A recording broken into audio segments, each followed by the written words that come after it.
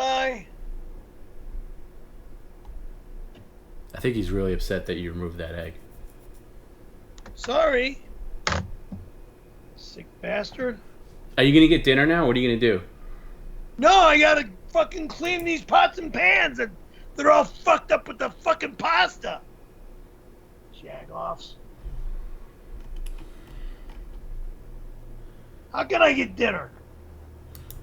Made me almost destroy my fucking pot. Please leave a message after the tone. Good night. It's Hi, Perry turning off Caravello. I want to computer suck the right Festival Blade now. stick while he jerks me off. Computer is being shut off right now. Right Hello, now, computer is please being leave a shut message off. after the tone. Hi, Perry Caravello. I want to suck the Festival Blade stick while he jerks me off.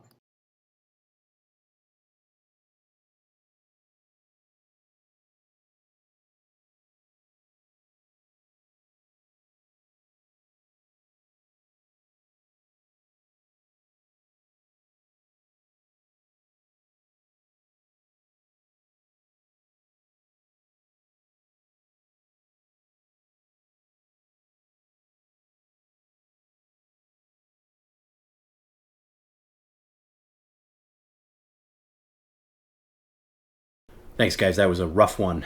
There was a period of time where I thought I was going to lose my mind, but we're good.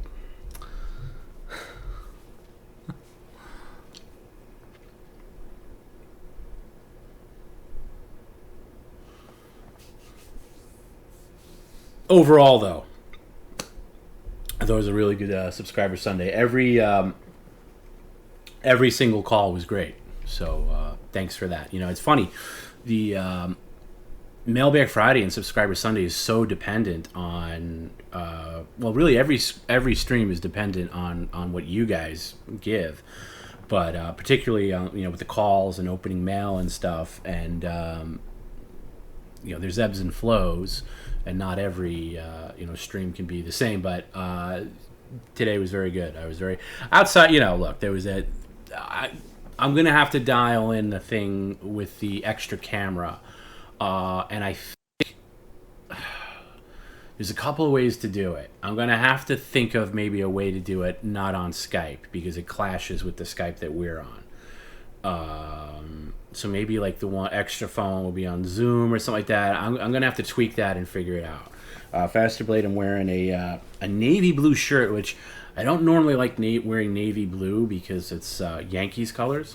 But anyway, I like the shirt. It's comfortable. And I'm wearing blue jeans, which I should probably be wearing shorts, but I was wearing jeans today because it was like raining out today. But anyway, yeah, we'll work that out. So I know a lot of people, even people were messaging me saying like, don't edit anything out. Don't edit it. And I won't edit anything out. I might have to edit like his, because I'm going to have to cut in his extra footage anyway. I might have to cut out like little bits like where his Skype thing was on, but I'm not going to cut anything out. TomB Skype rage greater than Perry rage. Did I sound rageful? Because I was really trying to contain myself. But we'll work it out. We'll work it out.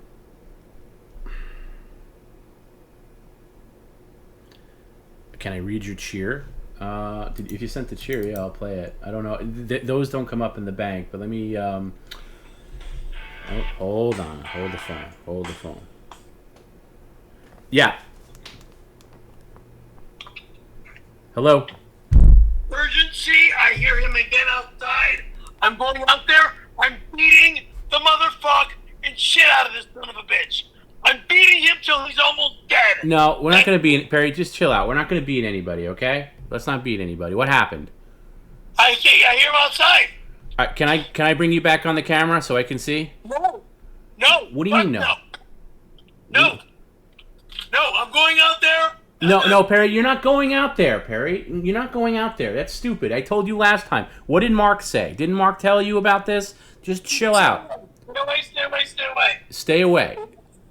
I'm going in the kitchen. I'm doing my dishes. That's it. That's all you have to do. All right. That's all. All right. Okay? So let's just chill. Unless you want to go back on the stream and let's do some more stream. We can do that. Jail. That's all. I don't want to go to jail. Good. All right. Good night. Wow. Emergency. Yeah. Henchman's working overtime tonight.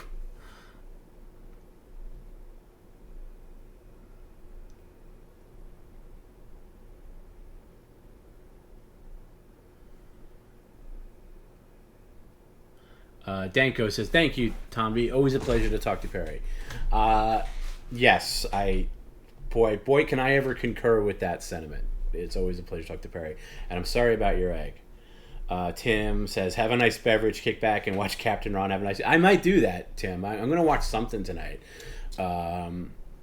I got to remember to take the garbage out tonight because I didn't do that. It's a weird thing for me to be like a homeowner and have to take garbage out because I just normally do that, like throw it down the chute or like, it's done in the apartment. So I forgot, last weekend it was a big issue because I had a lot of garbage. Anyway, so I won't be on all night, and I know those are famous last words. But yeah, I actually did go out last night. Yesterday, I actually took a very rare day off where I didn't do much. And I went out for drinks with a friend of mine, and we went out to dinner. It was nice. So it was the first time I drank in a little bit was last week. So I'm gonna follow that up tonight. I might do it now. I would have to get up from this chair and do it. But okay, I just sounded irritated. Yeah, I was definitely irritated, but I tried to see it from your guys' point of view.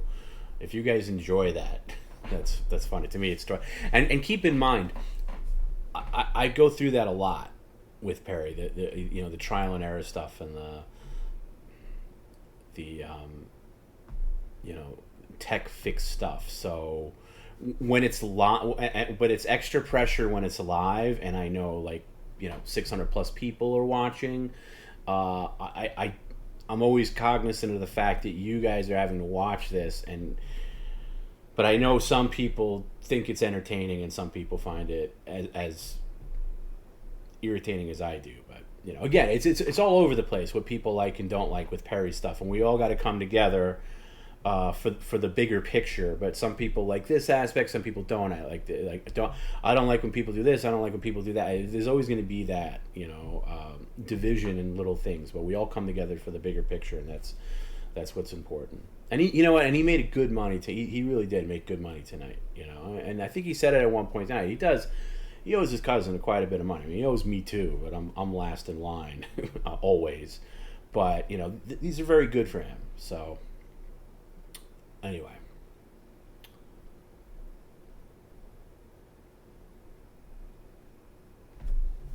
Yeah, I have Back in Black as his. I have Back in Black set as his ringtone, so I know it's him. Like I set certain ringtones for certain people, and he's Back in Black. So whenever I hear that, I know he's doing. Faster Blaze watching Police Academy tonight. Good choice. The first one. Korth, have I seen Beyond the Mat? Yes, I saw it in the theater actually when it came out. I want to say that came out around 2000. I saw it in the theater and enjoyed it, but. I don't know if I'd go back to that. Tommy, if somebody's punching me in the arm, could I name 7 cereals quickly? I probably could, but I wouldn't want to be in that situation because I wouldn't want to be associated with whoever was punching me. Yeah.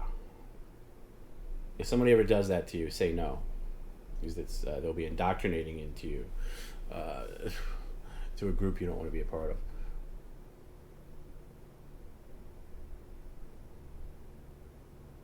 When was my home built?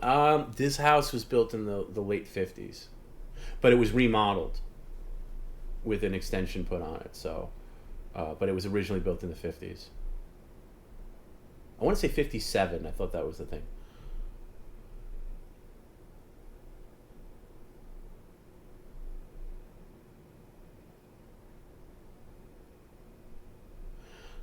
Astral offers us in the chat, if TomB is more entertaining than Perry, press 1. Press 2 if Perry is more.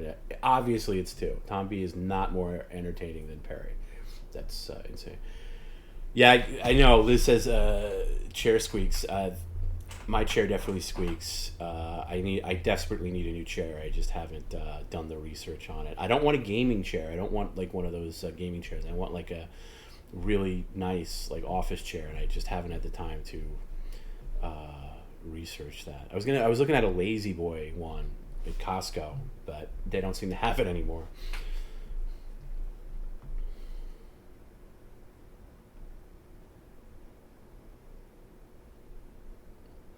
Yes, New Drawing says it right, Hannah. You can be divided, but not divisive. That's a very, very articulate way to put it. I agree with that.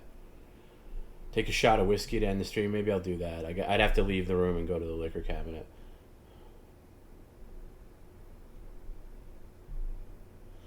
Seamus, who's my favorite wrestler? Easy answer. Hulk Hogan. 100% Hulk Hogan. I grew up when Hogan first came in and was put over. I definitely a Hulkamaniac through and through. Absolutely, Hulk Hogan's the guy that got me into wrestling, and the guy that got me back into wrestling. Like in the early 2000s when he came back into the WWF. Totally, Hulk Hogan. Very easy answer. Number 2 would be Roddy Piper, but Hogan for sure.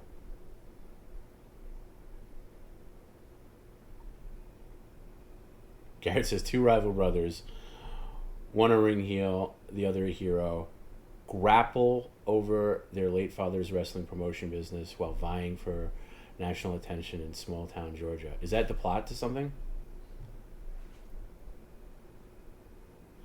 Raccoon Mooney. Yeah, I will let you know. You see, the thing is with researching a chair, it's one of those things where I don't want to buy one randomly, like off Amazon or something like that, because you don't know. I kind of want to. If it's something that I'm going to be in for a while, I want to try it out. So it's one of those rare things where I have to go to a store and try it, you know. And this one I've had, it's nice. I got this on like Prime Day, like maybe 4 years ago, and it's nice, but it's seen its day. It's like wearing out. It's not comfortable to be in, and I just, you know, I mostly work from home, like even like during the week, and I'm in this chair so much that I have to have a comfortable chair, and I've tried those gaming chairs. I just can't get into it. Some people say they eventually get into them and they find them comfortable, but I can't do it. I can't do it.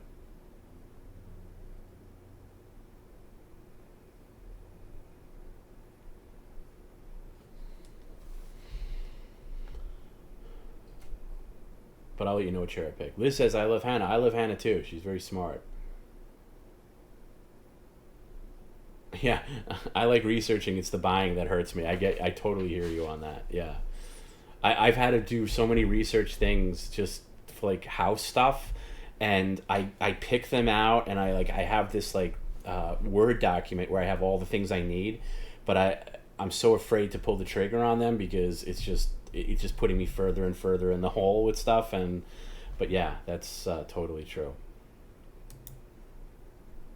Kiefer says he was a Hulkamaniac is located. Yeah, same, and I have no qualms about it.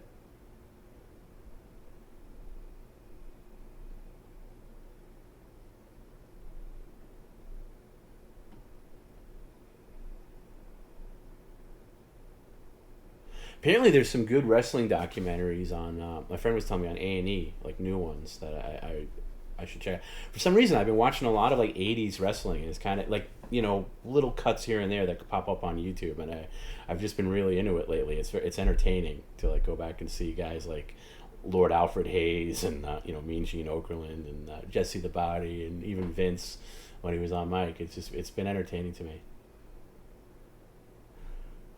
Pastor Blake says, Tom, get a lazy boy. Would love if you fell asleep during the stream. That'll never happen. But yeah, I just want something comfortable.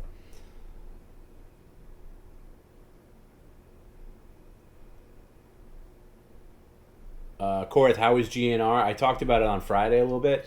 Guns N' Roses were fantastic. Absolutely fantastic. So glad I went. If they come around to your town, definitely go without hesitation. But wait to the day of the show to get a good deal on tickets because their prices are definitely steep. But so worth it. and I said this as well. I saw Guns N' Roses in '91 and '92. They were better when I saw them this week. They were better because it's just tight. It's more professional. It felt more corporate. Obviously, I think they were still young and like rock and rolly. They'd show up late and probably be half out of their minds, and play sloppily. Axl didn't have his voice dialed in as well.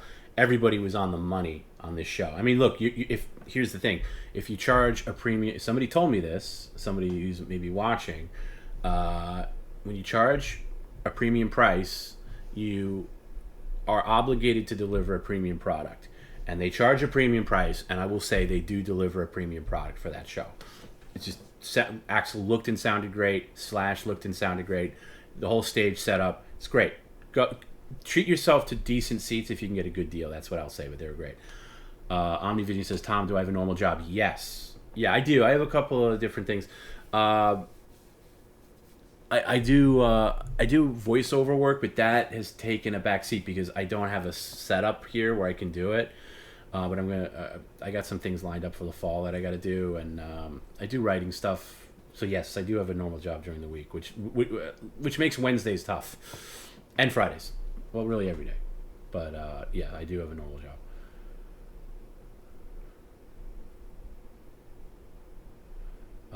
Bad Brand says the best thing in wrestling is shoot interviews. They're hilarious. Honky Tonk Mans are gold. Yeah, I like those, and I love Honky Tonk Man. He's my favorite Intercontinental champ ever. I love him.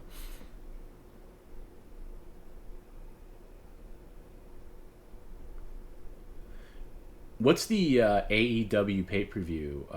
Jesus, I don't even. Is that's a promotion I've not even heard of. YouTube channel called WrestleLamia is full of interesting videos. Okay, I'll check that out. I got my little notebook here. I'll write that down. Yeah, Jesse Ventura was the best commentator. Bobby Heenan and Gorilla Monsoon were also a great pair. Yeah, I think Jesse and Vince are probably my favorite pair if I really had to go down to it. But close second, Gorilla Monsoon and Bobby Heenan is great too. I think Bobby Heenan was paired too with Vince, and I think Ventura was paired with Monsoon, and they were fine too. But if I had to pick best commentators in wrestling, Ventura, McMahon all day long.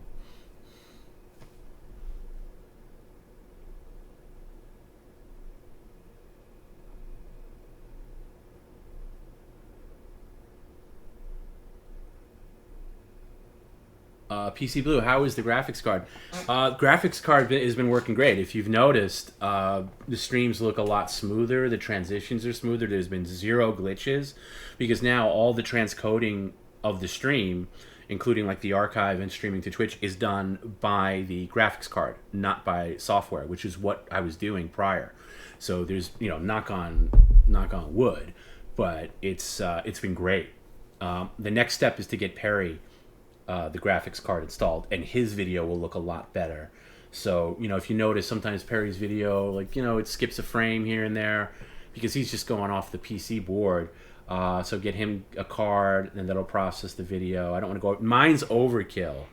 I got the what is it?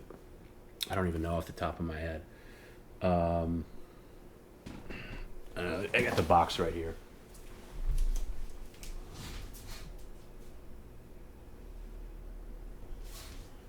It's an EVGA 3080 Ti. The Ti's are the ones that just came out in June. It's overkill for what I need because I don't really game. But it was a thing of beggars can't be choosers. I went to Micro Center and they had a lottery system, and that's what they had. And if they had a 3070, I would have got that. If they had a regular 3080, I would have got that. The 3090s were insane. That's way out of my range. They were like over 3,000, and that's retail price. So this one was, I forget what it was, 1,300, something like that. And it's a lot to swallow, but the stream needed it, and it's very good. And it's overkill for what I need. If I get a 3080, like a regular one, I might swap it out and sell this one. And by the way, sell it at retail. I wouldn't scalp it.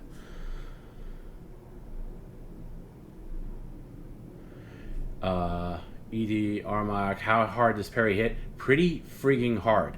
Really hard. Really hard. Ask me and ask Rick.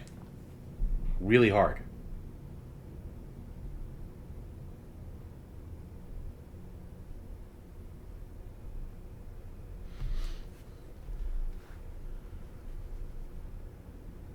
AEW is awesome. Yeah, who's in AEW? Would it be anybody I know? Because I don't watch wrestling anymore because nobody I know was in there.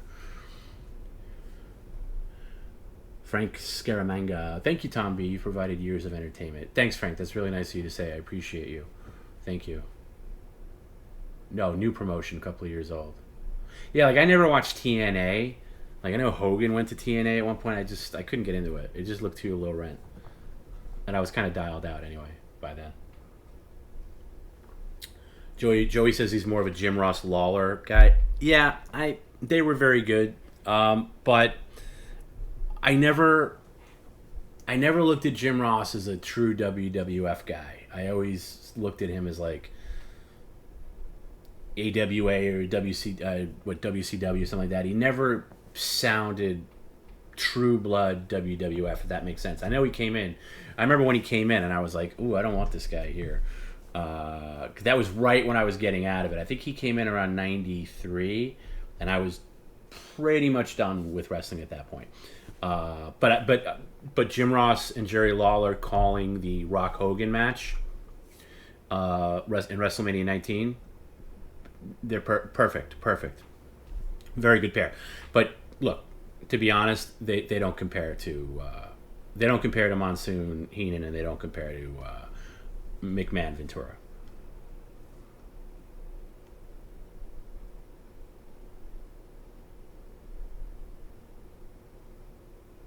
Did I get a laptop? No, I haven't, because the laptop that I'm pretty much getting the same laptop, the Surface 4. It's out of stock. The model I got, which is the highest model, it's been out of stock here's the thing. I'm getting it from Best Buy because this time I'm actually going to pay to get the extended warranty, and it's been out of stock ever since June.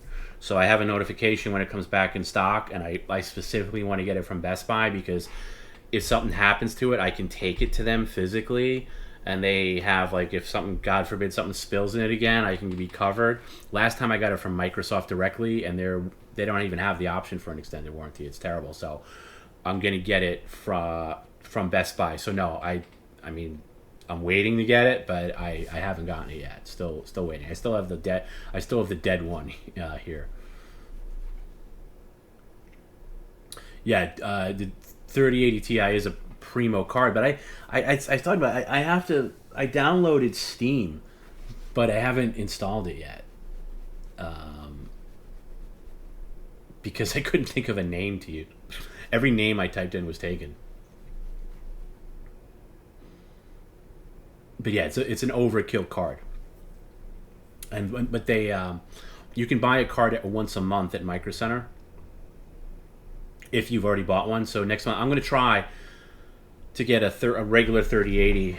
Although this one's fine, it's working fine, but it's just, it runs a little hot. It requires a little more power, and my power supply can handle it. I have a very robust power supply, but it's overkill for what I need. I just need it for the streams and for like video editing and stuff like that.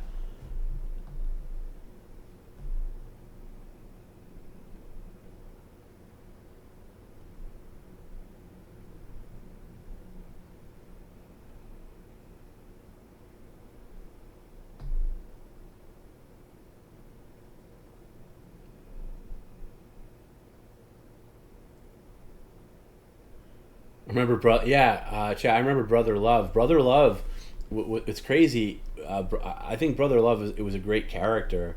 I forget the guy that played him, Pritchard, whatever. I think it's the guy who played Brother Love. But Brother Love was the original manager of The Undertaker before Paul Bearer. I think he was like managing The Undertaker for like a year. He's the one that debuted. Well, Ted DiBiase, the $1 Million Man, brought out The Undertaker for the first time. But he was accompanied by Brother Love, which is such an odd pairing when you think in retrospect, because Paul Bearer was such a perfect counterpart manager for The Undertaker.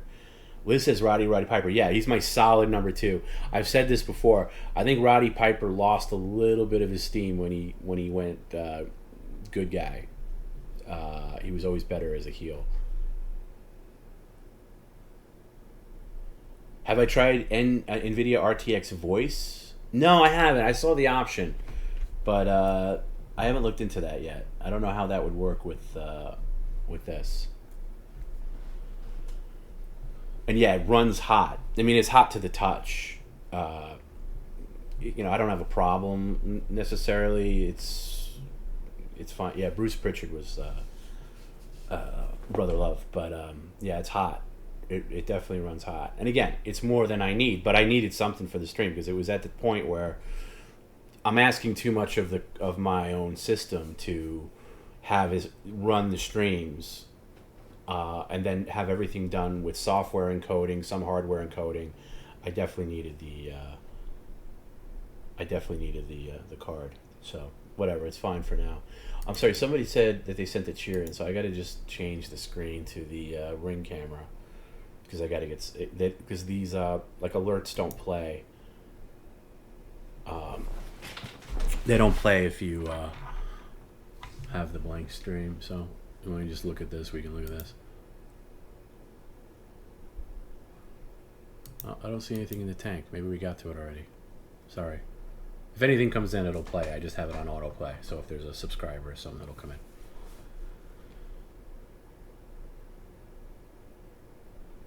Don't worry about hot GPUs. They can run it. Yeah, I know. I've had them in the past. This is the first one I've had in a long time.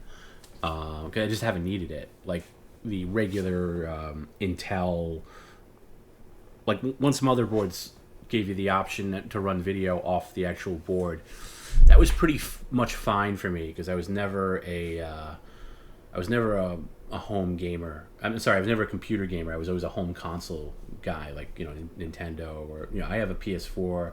I haven't fired it up in a while, but I was never a computer gamer.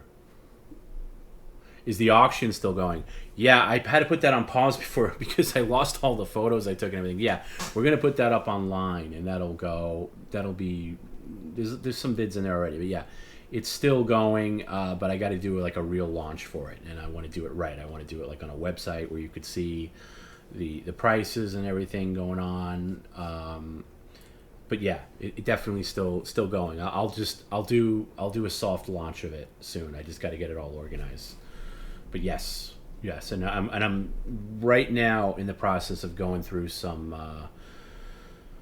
merch ideas and some merch clients. I'm talking to a couple of people because I want to do it right. I don't want to do shitty merch. I don't want to do a shitty merch store. I want to do like really nice stuff for men and women too. I want to get some women stuff because we have a lot of women viewers. Like a nice women's shirt or nice shirts like a shirt that you want to put on. The shirt that you're dying to come out of the dryer, not a piece of shit that you wear and it like scratches your skin or it's like thick or uncomfortable or whatever. Like I definitely want nice merch. So I've been researching that, but it's tough. What could Perry be doing now? It's anybody's guess. Might be doing dishes, might be doing something else. Oh yeah, Joey. Cops channel on Pluto TV is great too. Pluto TV, by the way, I've plugged this so many times and I don't get paid. I don't get paid for it or anything. Pluto TV is great. It's my second go-to other than YouTube. It's just this. It's this app, and I forget who owns it. I think Paramount owns it or something, maybe. But it has ads, but it's basically free TV. It's loaded with channels of content, and there's just tons of channels. There's like an action movie channel. There's even a James Bond channel occasionally where it's just James Bond 24/7. My thing is I watch the Price is Right channel, and it's just all old school Bob Barker Price is Right 24/7 with limited commercials, and it's fine. But yeah, there's a Cops channel too. There's a Three's Company channel. They even have a Wings channel. They have a Star Trek channel.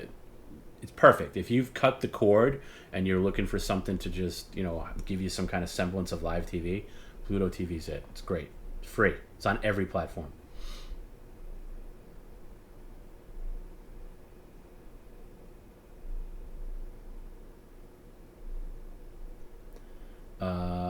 Vision. Ever consider a wedge to angle his ring cam downward? Yeah, it could use that. It could use that. So some kind of way to I considered doing that when I was there, and then there was so many other things going on that I couldn't get to it. But you're right, it does need to be tilted down a little bit. There's too much height on the ceiling and not enough. Because when he bends, you want to see at the bottom. It's a very good point. Tom doesn't want the auction. I do like the stuff in the background. I was really bummed out when the guy who won the auction for the. By the way, I met that woman when I was there. It was like meeting a celebrity. She's always walking her dogs, and when I was coming into the hallway, like the first day I came to Perry's, I saw her, and I was almost gushing because I was like, "Oh, there she is. There's the woman who walks her dog." Very nice lady, by the way. But the painting where Perry's sitting on Jesus's lap, when that was sold, it was kind of a sad day because I just love that as the background. I almost want to send him another one to replace it. Yeah, Red Bar grade merch is good. The only thing I don't like about Red Bar merch, the quality is good, but I don't like the graphics. Like I haven't bought anything from Red Bar in a while because the graphics are like I don't like the graphics on the back of the shirt. I like a little I want like I'm very picky on shirts that have logos on them and stuff, and I don't know. And sometimes they're too inside, like some of the Red Bar stuff. By the way, Red Bar for people that follow Red Bar, there was an update from Mike today because he hasn't done a show since the end of May, which is crazy. And he says he's scheduling surgery for whatever's going on with him physically. So all the best thoughts to Mike. I hope he recovers quickly. For anybody that follows Red Bar.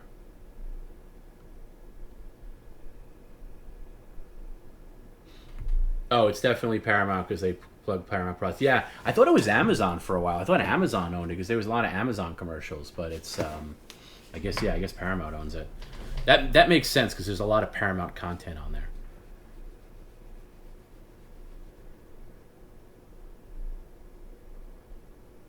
And I'm sure there's stuff on there. Like I watch frequently. And there's a Johnny Carson channel too that shows old Johnny Carsons. So I'll go through that. Maybe I'll watch like a Three's Company. Maybe I'll mainly Price is Right. But I've seen so many Price is Right that I can see a contestant and know that I've seen that episode before. I'm like, oh, I know her. She's the one that blew the clock game or couldn't do this. So because they repeat episodes because they don't expect there she is again. They don't expect you to be watching 24/7, so I've seen quite a bit. Good question. Alimony Tony, is it hard to watch Price is Right because of inflation? No. You just got to get your mindset into like the era that it's in. So I'm very good. I mean, I'm very good at the prices now on Price is Right. 83, 84, which is around where they are now. Some stuff just stays the same. Like the cars, though. The cars are weird. Like most cars are in new cars are in the $7,000 range, which is crazy to think about. If it's a deluxe car, it'll be maybe $12,000. That's as high as they'll go. But yeah, there's adjustments made while you watch it. Like, okay, what's the 1983 price for this? And but I'm very good. I'm very good at getting it. Have I considered a ring for his patio? Not maybe a ring, but maybe some kind of other cam. But maybe. Jesus says he hasn't watched cable in 10 years. It hasn't been 10 years for me, but I got rid of cable about a year and a half ago. And don't miss it. I have YouTube TV, though, which does cost money, and it's pretty much like having cable. I just don't have the premium channels, but I have HBO Max. Oh, no, I did have HBO. I don't have it anymore. But I have access to a couple of things. Like my sister has, a thing that she gave me, but I mainly just watch YouTube. But if I want them, they're there. I never watch Netflix or Hulu.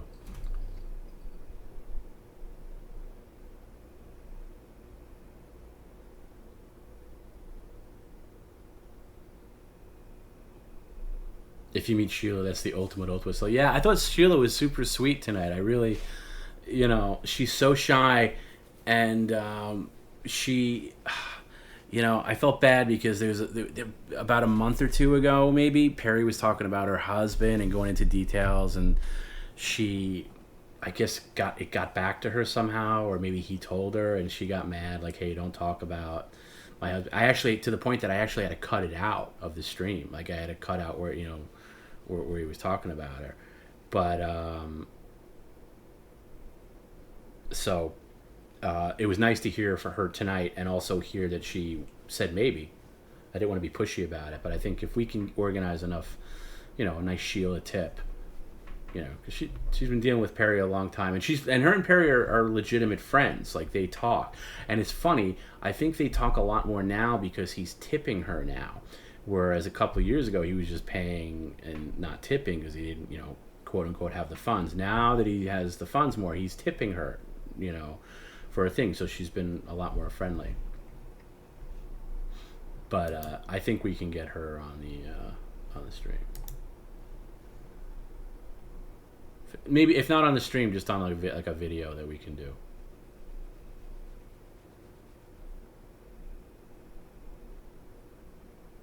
Those dogs are slow as hell.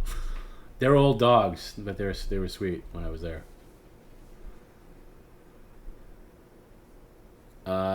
Daythinker, if Perry ever wants to convert his music CD collection to digital, DB PowerAmp is a good software. Check. Yeah, I swear by DB PowerAmp. I use it I use it all the time.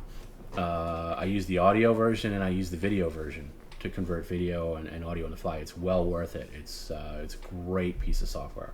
Completely agree.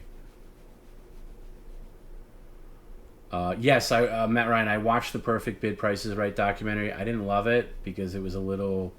I wanted a documentary more on the history of Price is Right, not on that one guy who was really annoying. And also, I don't care about the Drew Carey era at all. So if it just stuck to the Price is Right Barker era and do a documentary on that, I'd be into it. But there was some good segments. The best stuff in there is the Bob Barker segments. Once it gets to Drew Carey, I don't care. Nothing against Drew Carey. It just doesn't interest me. It'd be like if somebody else took over PCL, like Perry retires and we get another guy. We move next door and it's Trevor Live or somebody like that. It wouldn't be the same.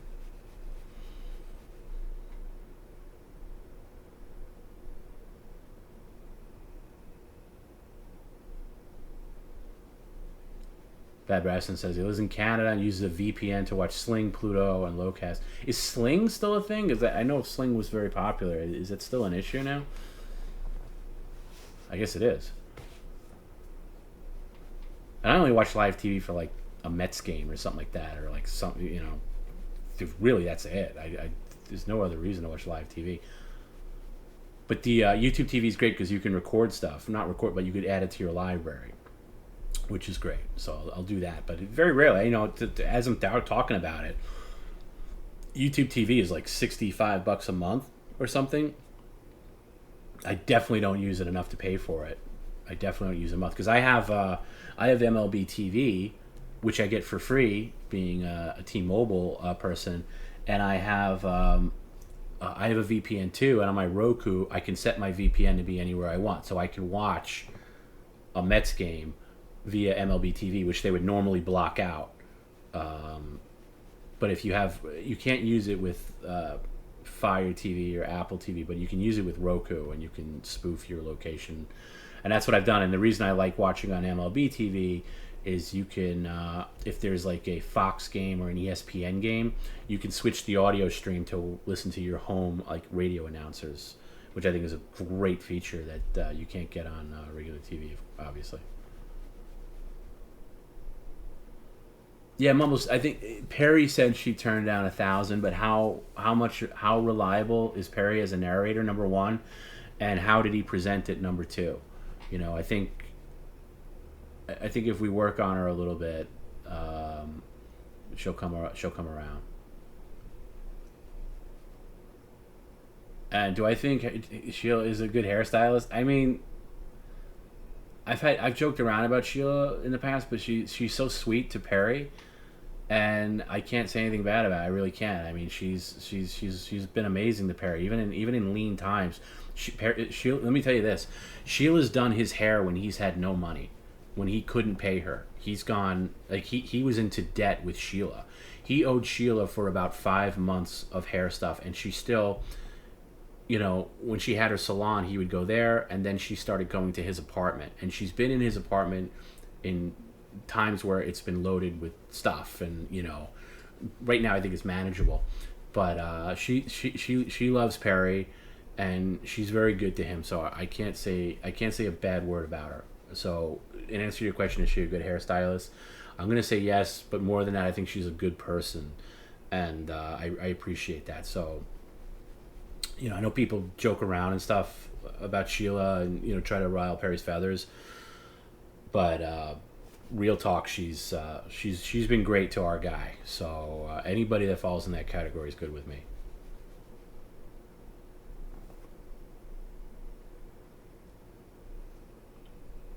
How about people that bid $1 above or below someone on Price Right? That's the game. I mean, look, I see it all the time on these like 1983 Prices Right episodes where somebody bids $1 and they're not in last position.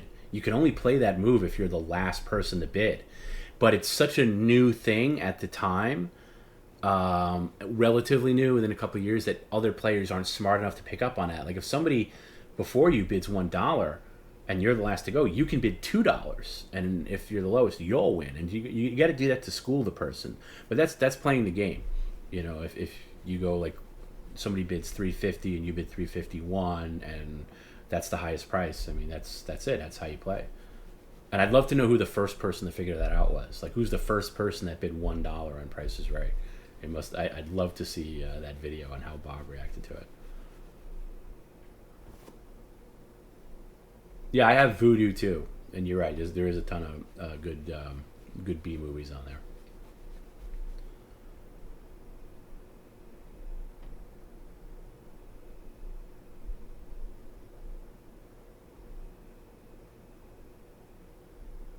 Paul Morrissey says, I switched to T-Mobile and I paid $25 a month. How do you get it for free?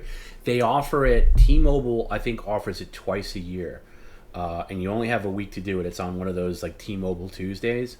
So at the very beginning of the baseball season, they have the MLB promotion. You got to literally click on it and link your MLB account to it, and then you'll get it for free. But they don't offer it all season long. Otherwise, they probably go broke. Whatever deal they have. And I think later in the season, maybe in September, I think maybe they offer it again. But I could be wrong on that. But they definitely offered at the beginning of the season. And it's only for that 1 week. Like I signed Perry up for it, but he never watches it. Yeah, by the way, George Hoff says, I feel bad for ragging on Sheila. Don't feel bad. I mean, it's fine. You know, she's not... She's not. I don't think she's affected by it, but I want you guys to know that she's a very good person. She's very good to Perry.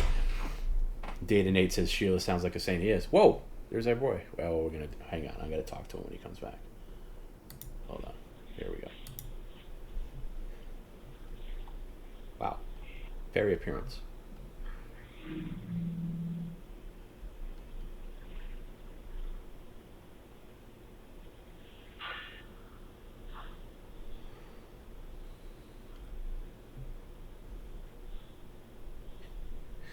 I was doing this robot voice when I saw him the other day.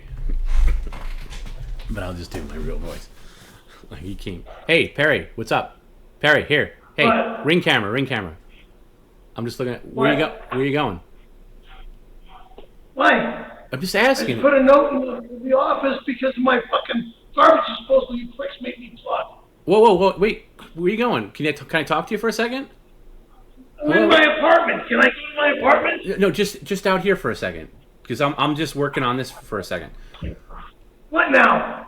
Also, your Amazon locker had a note that a couple of boxes were taken out of the Amazon locker and brought to the office. So maybe tomorrow check with the office, see if they have some Amazon packages for you. Tomorrow. What have you been doing? What have you been doing since we signed off? Why? I'm just curious. trying to fix the mess. The garbage disposal. We is didn't use the fucking garbage fucked. disposal on the stream. We didn't use that at all. I did. Oh, good night. Why are you calling me names? Whatever.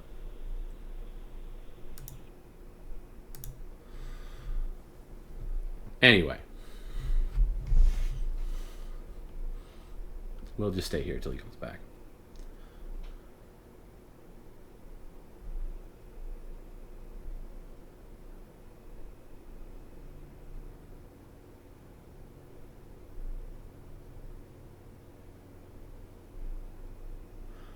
Kiefer says, Tom, are there any tip, comments, subjects you'd rather didn't get used? Yeah, I've said them. The thing with Perry's mom and Perry, anything with Perry's daughter. Yeah, that's pretty much it. You know, there's definitely gags that I think I'm a little tired of, but that's not my business. That's not my business to say my opinions on things like that. But as far as like things I definitely don't want, yeah, I don't want stuff with his mom. I don't want stuff with his daughter. I think it's pretty simple. That's it.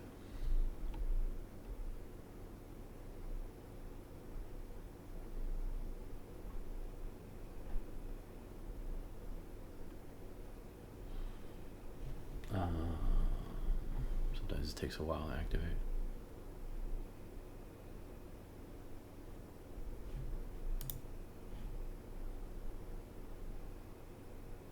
Data Nate says sports is the hard part of cutting the cord. Yeah, that's tough. I agree with you.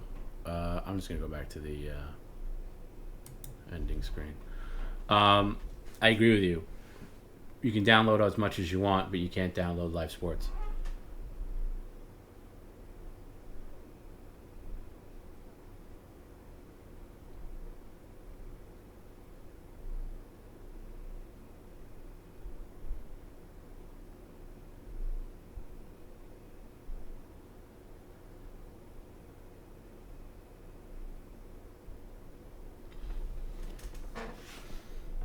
Baseball announcers have gone downhill since the mid-2000s. Yeah, I mean, look, I can't speak for other markets.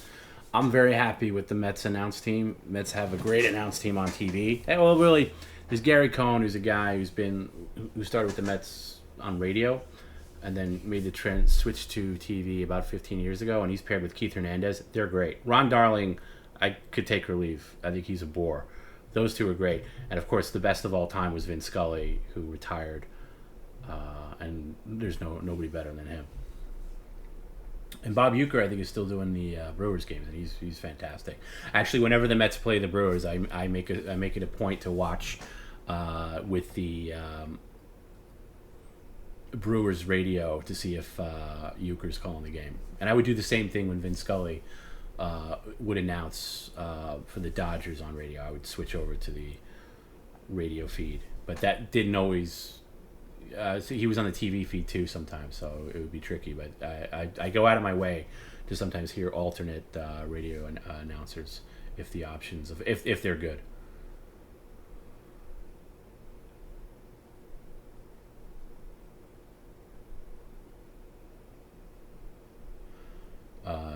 Jet says, "Hey Tom, new viewer but longtime fan. What's your favorite part and least favorite part about working with Perry?"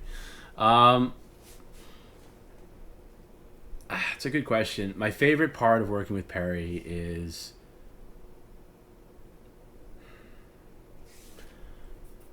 there's a couple of ways to answer that. I mean, I like it when people can see a different side of Perry on these streams. And there's sometimes where he's very on edge, sometimes where he's a little out of it. But there's moments where you could see a sweet side of Perry where where he's not this caricature of himself that people have built up in their heads. Like even tonight, earlier on, like there was that comment from the children's charity, and the first time he turned it down, I was like, no, I need my funds. No, sorry, I'm not. And then the second time it came up, he reflected on it a little bit and said, all right, I'll give you $20. And that, I thought that was really sweet. I like that. I like showing that side of Perry. So I like it's rewarding for me to show a slightly different side of Perry than maybe longtime fans are used to, and also a new fan. He's got a lot of new people too, showing different angles of Perry. And I also just obviously I like him being able to take care of himself and have some kind of monetary reward for doing this.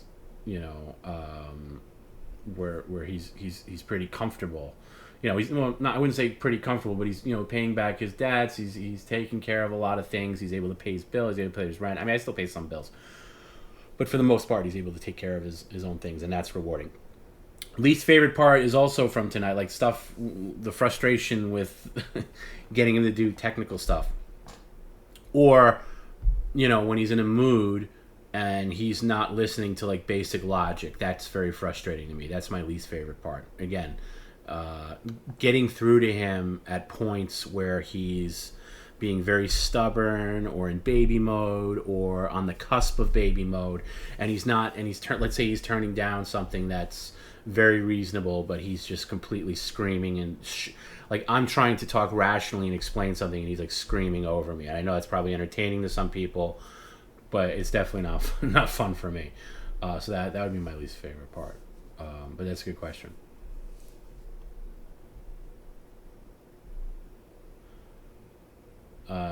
Rick is curious to know how Perry met Sheila.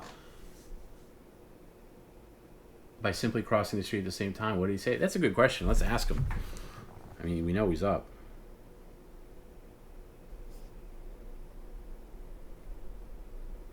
I like that. Do you mind just getting that answer over the phone? Because I don't want to wait until Wednesday. Yes, sir. Hey, got a quick question for you from Rick. Can I ask you? Go ahead. How did you meet Sheila? She was crossing the street. I was walking over to the warehouse records and tapes, and her 2 or 3 girlfriends were walking over to the pizza cookery, which is in Encino on Ventura Boulevard. Can you do me a big favor? Can you just go out to the Ring camera and tell me, because I'm still on the Ring cam fixing it. Can you just finish this on the Ring cam? I'd be really appreciative. Jesus. Why do people have to know how I met Sheila? Because people are curious, and she was really sweet. We were saying sweet things about her, and she was really sweet on the stream tonight. People liked hearing her voice. It was really nice. Okay, it's not a bad thing. Okay. Yeah, because I'm getting scared about some of this shit. I just fucked up my garbage disposal with all that pasta. Okay, well, you shouldn't put everything down the garbage disposal. Okay, I'm going to hang up. All right. You don't have to put everything down the garbage disposal, by the way. Well, I think that's your problem. You have put pasta in the garbage. All right, let's get back to Sheila. How did you actually meet her? I was crossing the street, and I saw these 3 hot babes on the other side of the street. So as she's coming this way, I'm going that way. Walk over to the warehouse records and tapes, what we had, the record store back in the day. Auto detailing card, and I handed it to her, and she handed me her hair salon card. And she says, call me, I go, oh, you do hair? And she goes, yeah, she says, come on by sometime. So, bam. And then the second time you just stopped in, or did you call her first? What? The second time, did you just stop in, or did you call her first? I walked into the salon, and she did my hair. And she did an amazing job with my hair, and I kept her ever since. And she remembered you from the street?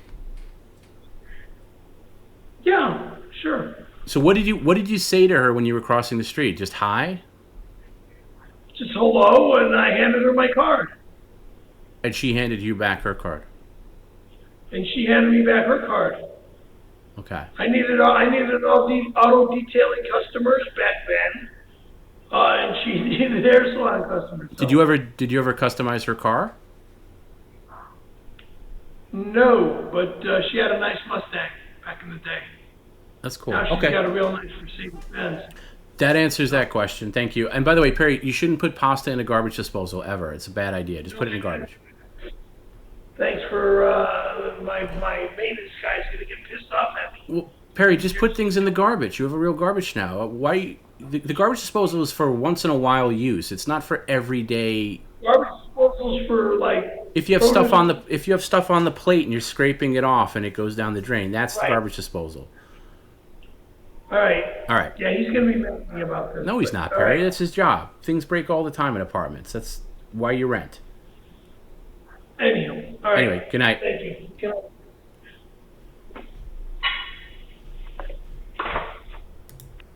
Okay, well, hope that answered your question, Rick. That's why. That's how he met Sheila. I didn't even know that story. I don't even know the story. Maybe I knew it, and maybe I heard it and forgot it. The whole crossing the street thing.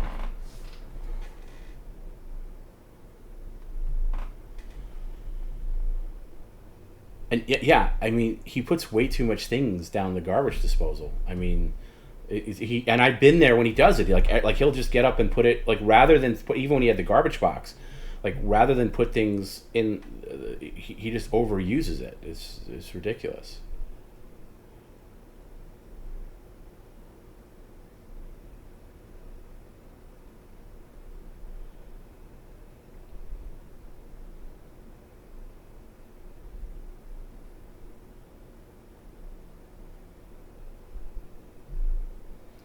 Kiefer, thanks, Tom. I enjoy putting comments through and wanted to avoid anything that might annoy or frustrate. No, that's cool. I mean, really, those are the only things. I'm trying to think if there's anything. There might be a couple other things that might annoy me personally, but whatever. You do you. That's your chance to get something out there. I think sometimes you get a feel for what works and what doesn't.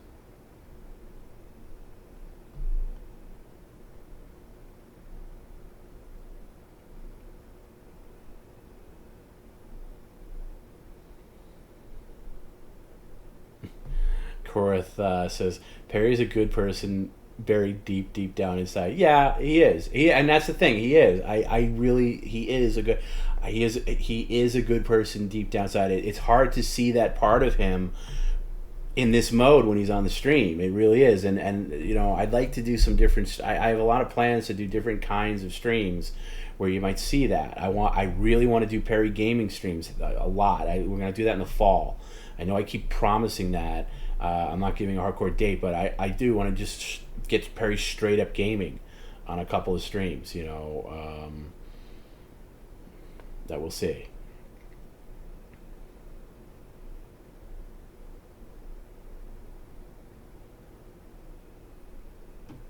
And yeah, Korath, he does get paid for PCL. Yeah, he gets paid for Patreon too. I know he said something earlier. I think he was confusing Patreon with Big 3 Premium. He does get paid for Patreon quite a bit. So, and Cameo to a lesser extent when that comes in.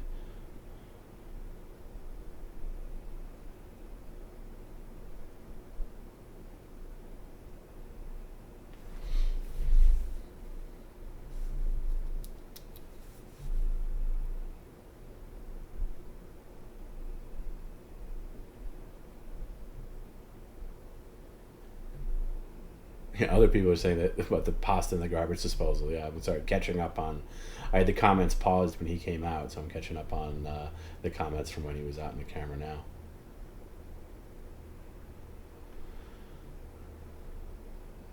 There was this thing I should put. I'll put it up maybe on Facebook or something like that. They were like last week.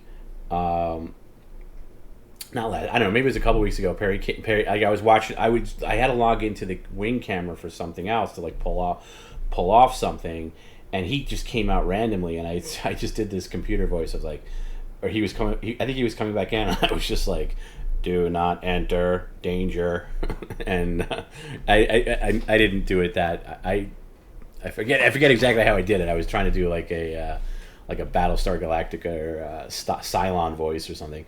And he stopped. He was like, "What? Who the fuck is this?" He was looking into the camera, and I was like, "Warning." I was trying hard not to laugh, and then he was all puzzled. And then he came back out. But it was a weird thing. It kind of freaked me out to see him on the camera, just like he was tonight. Maybe I should just always have the Ring. Until I get my camera set up, maybe I should just have the Ring camera running for after hours. What? Oh, that's a great question, Logan Prodigy. What is the one thing I taught Perry that he will always remember? I would love to think it's not to buy into scammer calls anymore. I mean, he fell for it so many times, and I'm probably going to regret saying this, but that the one thing it's like when somebody has a special needs kid, you want to like drive home their name and their phone number in case anything ever happens to them. With Perry, it's like, yeah, don't answer phone calls from somebody who says they're Microsoft or something like that. So that I'd like to thing. Burger, well, it sucks that Ring dropped the ball with the Windows app. Yeah, it was terrible. They just completely dropped support for it. But I got it now. I mean, now it's dialed into, this is on an Android emulator and it works now. I finally figured it out. But yeah, the Windows app is just, the Mac app too. They just stopped support for both, which is crazy. Because you figure there's got to be a lot of older people that use Ring and would prefer to use the desktop app, and they just can't do it. Korith, are we ever going to call Linda? Yes. I got to figure out the best way to do that. But yes, we will talk to Linda one of these days. Corey says, don't bring up John Quincy Adams anymore. It's played out. I agree with you. I think it is played out, and I don't participate in them myself. But if Perry wants to, that's on him.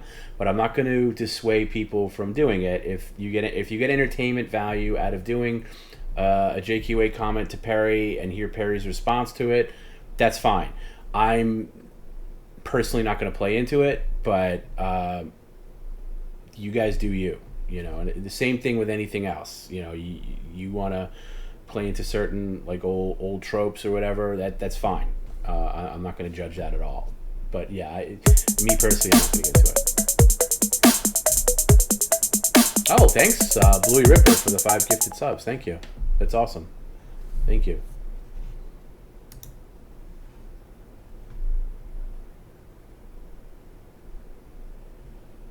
Terry Ann Fuso would be a stretch to get her because she's a lot older. I gotta wait for this to reset. But yeah. What are my thoughts about Rucka Rucka Ali songs, though, Perry? I think they're great. I think Rucka is extremely talented. I think they worked, for the time they came out. I think they were great. What games am I thinking of Perry playing? Very basic or old school NES games.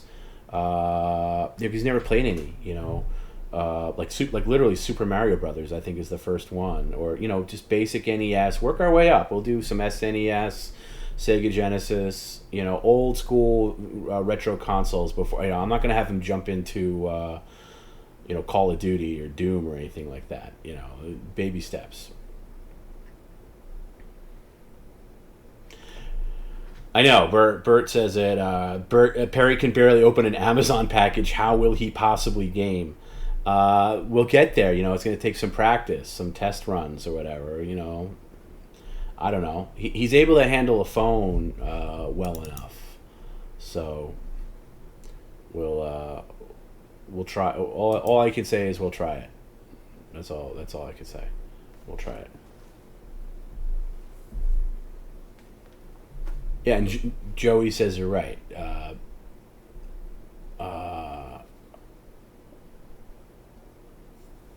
trying to look at the.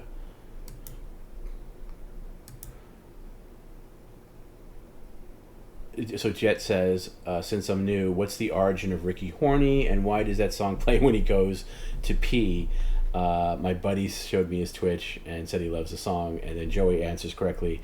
Ricky Horny was a random comment that for some reason got under Perry's skin and set him off, and when things set him off, it becomes a regular thing. And there was also a thing a few weeks ago where Ricky Horney had this.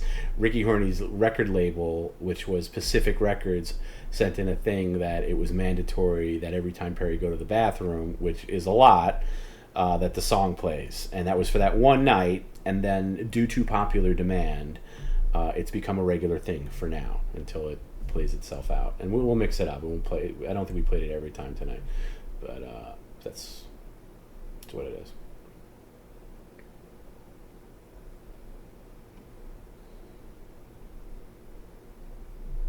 And again, some people love Ricky Horney. I think most people love it, and some people hate it. But like I said earlier, there's people that hate certain things. Like, oh, I hate when Perry does this, or I hate when they do this, meaning us, meaning me or you guys. And then some people like other things. So it's just, you're never going to get 100% people on everything. But if we can come together on most things, that's the point. Oh, that's sweet. Ursula Chambers says, Tom taught Perry that a comedy partner / business associate can be a true friend too. That's very true. Yes. That's very true.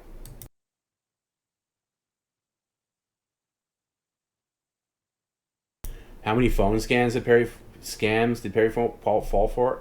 Quite a bit. I lost count. Some more severe than others, but more than 5.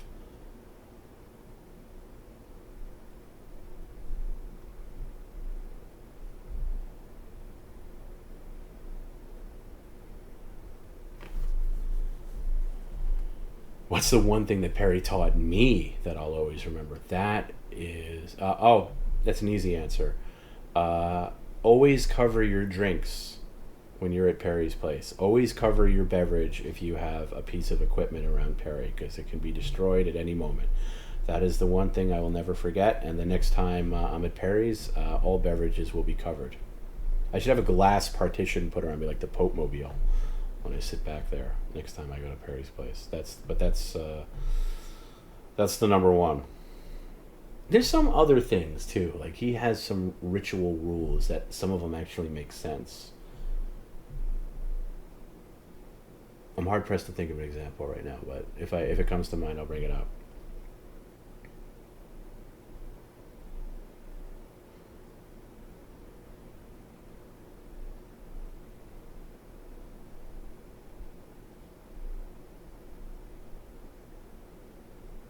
Yeah, no Dark Souls for Perry. We'll have to work our way up to Dark Souls. But I think it'd be funny if, like, people, like, suggested games for Perry. You know, like classic. By the way, classic Doom would be cool. Classic Doom. After a while, though, I think classic Doom is kind of like high school level. He's got to get to grammar school level with games first. He's got to do the basic 2D games before we get on the onto the more advanced games. How are we going to stream them, with ROMs or an actual system with the capture card? Probably an actual system. I think Twitch is weird, like they are with most things, with using ROMs and stuff. But I'll figure that out. But probably I think an NES Classic with maybe some extra games installed would be fun. Yeah, Rick says, as frustrated as I felt with games, I can only imagine how Perry will react to try to beat Mario Brothers. Yeah, I myself get video game rage. I threw my controller yesterday playing Pac-Man 99 because I was so close. And I've been number one plenty of times at this point, but I was so close. It's a game I play a lot because it's just a quick in and out game. If you don't know what Pac-Man 99 is, it's a Switch game. It's basically free, but it's like online. You play Pac-Man against 99 other people. 98 other people. And you try to get number one.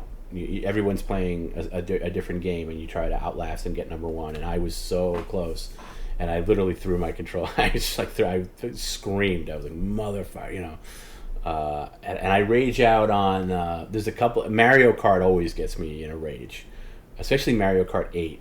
I always rage out on that because there's a couple of boards where I don't have gold trophies on, and every time I try, I get punished for it. I rage out. So yeah, I can see him quitting. I'm done. Fuck it. Princess can go fuck herself. Yeah, Bowser, you can fucking have her. I'm done. Fuck it. It's over. Goodbye. No, I'm done. Like, there's no way he's getting through World, 7-2 in original Mario Brothers, but we'll see.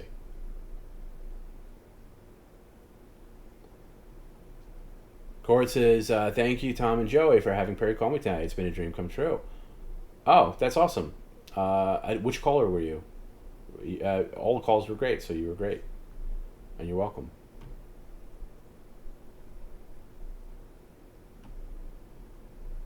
And Joey says, Phyllis Diller had her own brand of chili. That's one thing Perry taught me. Yeah, there's a couple of things that Perry's been right on that I roll my eyes at. Like, oh, that's not true. And then I look and it's true. Like Adam's Family having a cereal.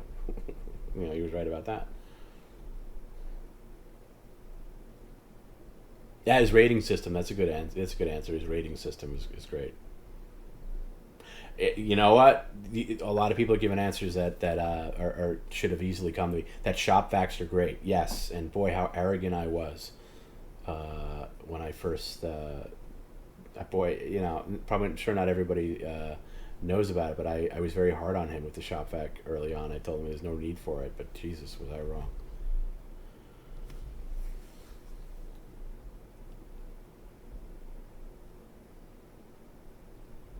Pitfall. I don't want to go Atari 2600.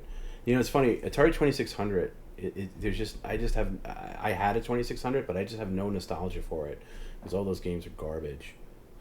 And I just remember how angry I was at the bait and switch of those games when I was a kid, and I'd get there's no internet.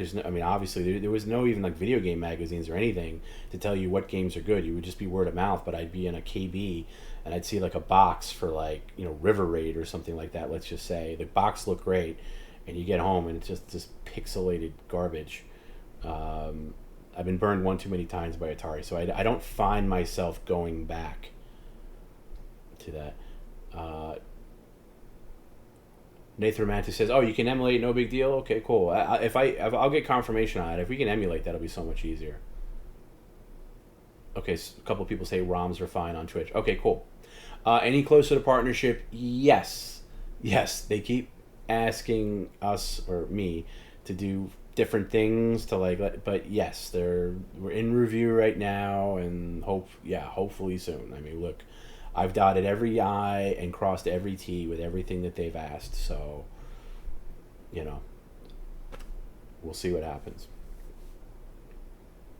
But yeah, they don't give you an answer right away, it's in process. The last time we had to do, can you do this? Can you do this? Can you, can you stream exclusively to Twitch, which we've been doing now for how long has it been? A month now? It's been Twitch. Definitely, and I even wrote to the Twitch people. I said, "Hey, listen, we're getting a lot of pushback on people that enjoyed watching us on YouTube, and we did this because to benefit Twitch, and also had a lot of signups on Twitch who normally people who don't watch Twitch signed up to watch the streams on Twitch. So can you give us, can we get a little credit for that?" And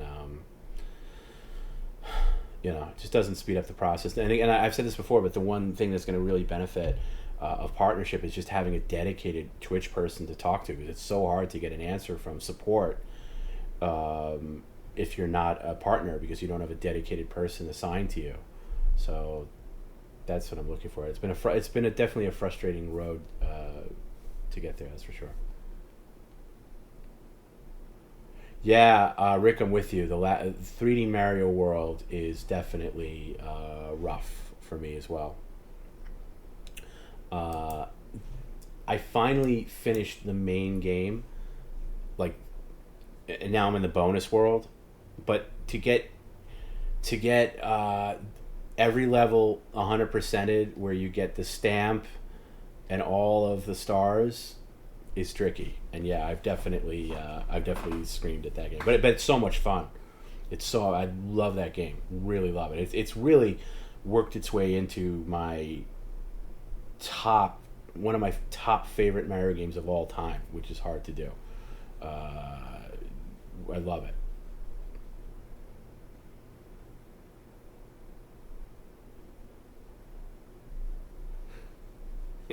George Hoff says, if Perry said Bowser, you can have her, I'd die. Yeah, me too.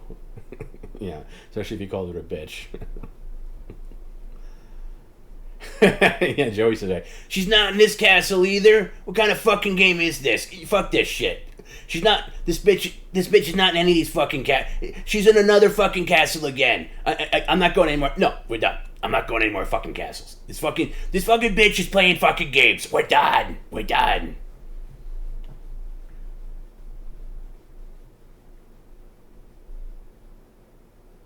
There's also hacks of games too that you can play.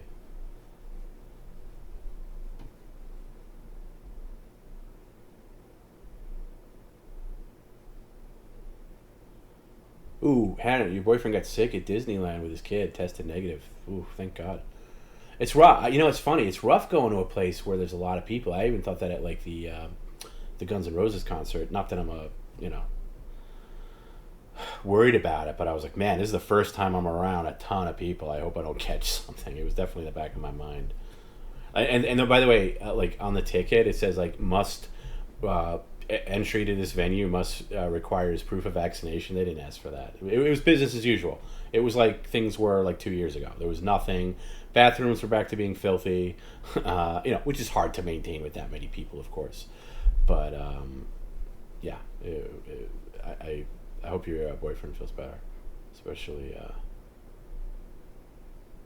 if he has a kid.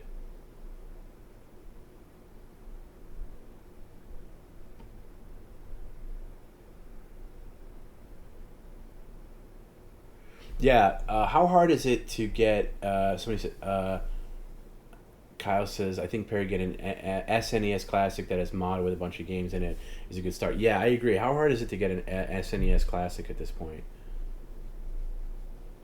I mean, I have one, but I don't know. Logan says, Twitch never accepts people on the first try. It takes time. Yeah, this is our... Let me count. Okay, let me count how many times it's been. The first time we applied was back in May, and then applied again in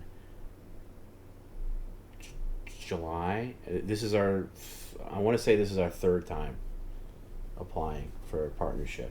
And every time when they get back to you and say, oh, thank you for applying, you're not accepted at this time, could you do this? And it was like, could you stream more times a week? Oh no, the first time was in March.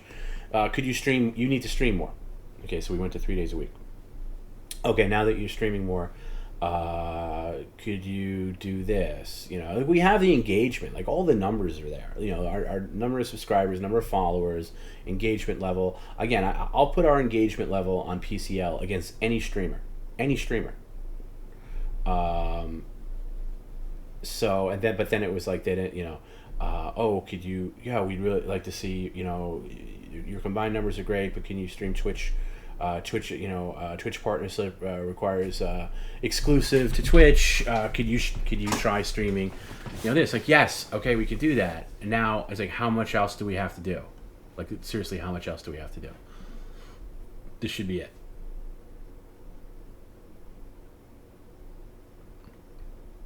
Just sort of said I can't back up. I hate that I can't back up on Twitch. There's a way around that. I don't know offhand. You can ask somebody about the backing up on Twitch. I agree with you. I much prefer YouTube. I'm a YouTube guy. I love YouTube, and I hate the fact that we're not on YouTube because it's so easy, for people to come in and out of the stream. Now, YouTube doesn't help us in any way because, unlike Twitch, YouTube doesn't push the channel in and out. Like, any new people we get onto PCL comes from Twitch. It comes from Twitch. It comes from people just because that's how Twitch works. People randomly come in and find it. You're not going to get that. You don't get that on YouTube because they don't push you in the algorithm. Especially like even the old archive streams. Every single stream gets demonetized because of language and stuff like that. Because they have this auto detection thing. There's like one or two streams that like have that go through fine, and I'm like, why does this one go through and this one doesn't? But YouTube doesn't work that way. It doesn't work the same way as Twitch does. YouTube is now trying to do what Twitch does. Like they're trying to add like memberships and premium subscriptions and stuff like that, but they got a long way to go before they can do what Twitch does and what Twitch offers creators, because what YouTube is just a convenience for your audience. It doesn't add anything to you. It doesn't do anything like Twitch does. But I agree with you. I like YouTube myself, and it's a bummer. YouTube doesn't push live streams. It just does. Like, a random person isn't going to find Perry Caravello live in their algorithm. It's just not going to happen. But you will get that on Twitch. Okay, and that's like, you like, what is that other? There's another streaming platform, like, there's a no censorship, anything goes platform called Odyssey, and yeah, that's great. That's great for people that got booted off Twitch or YouTube or whatever. But it's not great for somebody like Perry or like PCL, like us, like, where you're not going to get new people there. You're going to get the same tank of people that you had, and maybe over time you can build an audience, but it's not going to be anywhere near what Twitch offers. And that's it. If the growth of PCL is going to come from Twitch, it's not going to come from YouTube. It's just the way it is. It's just, I know a lot of people don't understand that, but a lot of content creators, unless you're grandfathered in to YouTube, and by that I mean, like, if you've had a long-standing channel that's very popular, you can get away with live streaming on YouTube and people will show up and stuff like that. But most people live stream on Twitch and then archive to YouTube. That's pretty much the formula that most people do. So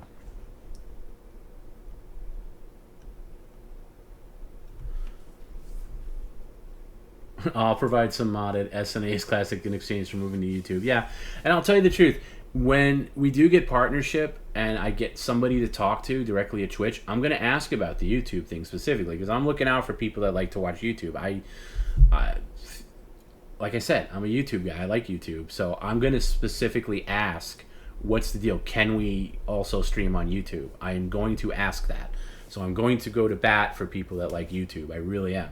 When I get somebody to talk to, hopefully when we get partnership, and if they say yes, that's cool, then I'll go back on YouTube. Maybe it would be something like, because I think the chat's better on Twitch, so maybe we'll disable chat on YouTube to encourage chat on Twitch, but also stream to YouTube and Twitch. But Twitch will be the place that you can engage with chat wise. But we'll see. If they might say no. I'm just throwing that out there. That's my desire.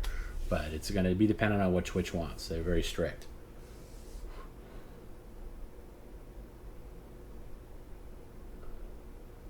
Ravio says, yeah, there are so many people that are partnered that just got it on, that they got the partnership on their name, and they get half the views and subs that we get. I know. Like, our numbers definitely tick all the boxes.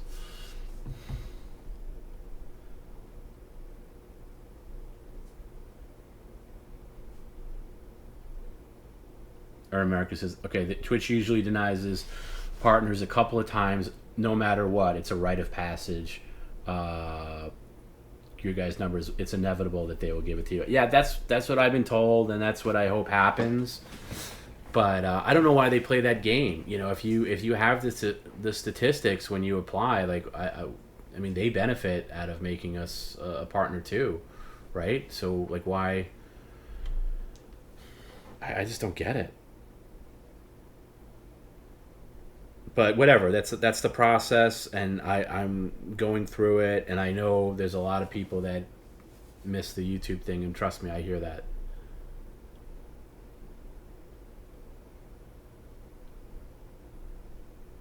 Oh yeah, for Perry Gaming, what is it? The Raspberry Pi. Yeah, that's Pi. It's got to be simple for him, though. It's got to be simple for him. It's got to be simple for Perry to use. That's why I said, NES Classic. It's got to be something he can turn on and work. We don't want to have to deal with what we dealt with tonight with the Skype phone. So we want a quick in and out, easy thing. Distortion 462. Love you all, and TomB is my hero. Seriously, thank you, Tom. Thank you. I appreciate that. Kiefer says, I found PCL from recommendation channels on Twitch. YouTube is not very good at pushing new content. Thank you. That's exactly right. They're not.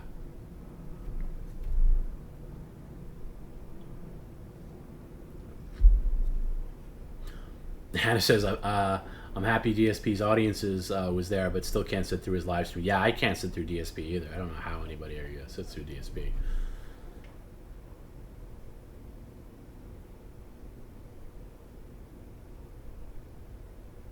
Thanks, Distortion 462. I appreciate your. Just know I appreciate your hard work. I really appreciate you saying that. There's a lot of work that goes on behind the scenes, you know, and we push it right up until start time of the stream. And you know, sometimes I know people get annoyed at the late start sometimes, but it's really a lot of it sometimes is me. Like I'm finishing, you know, I have to finish my work day and then take some time, you know, to detox a little bit. I got to take a shower. I got to do a lot of other things have to be in place. Then I got to get ready for Perry, and then all of a sudden, before I know it, it's time to start the stream. So there's a lot of stuff that have to click in that a lot of people don't know about. So I do appreciate that. Although one of my goals is to, you know, start on time. You know, I tried to get it close today, but you know, sometimes things may get a little harder. I think it was 10 minutes after 2 today, but I'm going to try to get it closer to actual start time.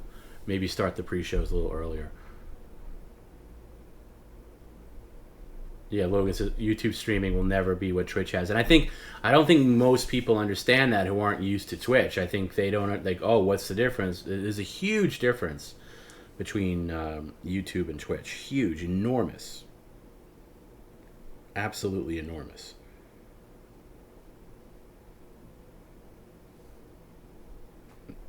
Just the way things are structured.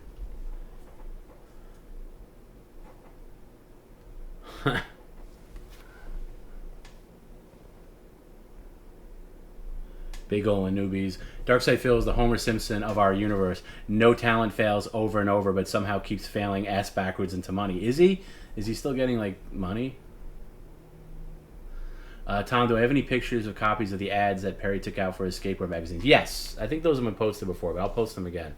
I do have some of those, yeah.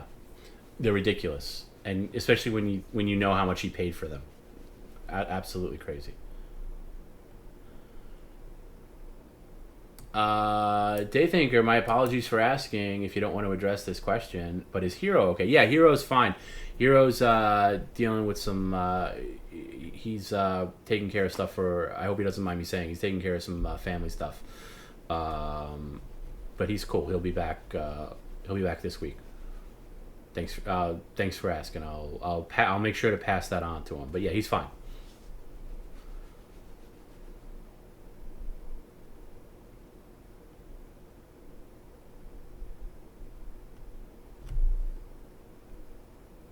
Joey answered it for me.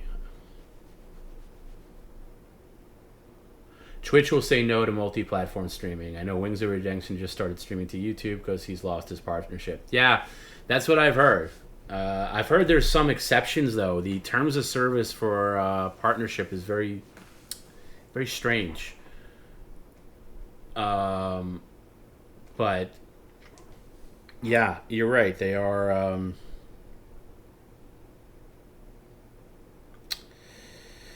They are strict, and I doubt they'll be able to do the multi streams or something like you can.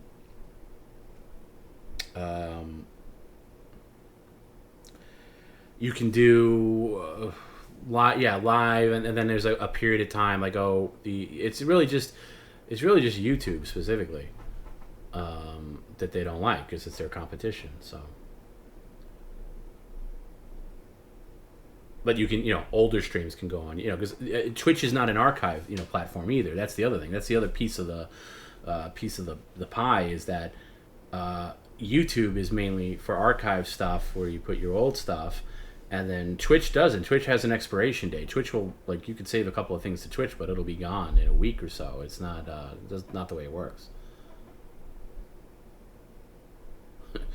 Due to recent events, I'm guessing there's a zero chance of Perry Caravello Chris Chan crossover. Yeah, you're talking to the wrong guy with Chris Chan. I am so checked out of Chris Chan. I've never been into Chris Chan. I understand everything that's gone on with him. It's I personally don't care. But yeah, I'm sorry to burst your bubble. That's probably not going to happen.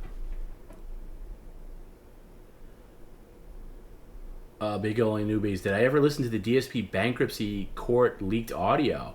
He spent 20 grand on some WWE mobile games. Somebody told me that. I couldn't believe it. But if that's insane. How does anybody spend 20 grand on fucking mobile games? That's crazy. No, I never heard that, but that sounds interesting. But why? Like serious question though. From what I've seen about DSP, he's just so not interesting. And not interesting as a gamer and not interesting as a talker. Like, what was the appeal? Is the appeal to like troll him? And I guess that's it. Like, is that what it is? Is he like a whack packer type? Like, what is that the appeal of him?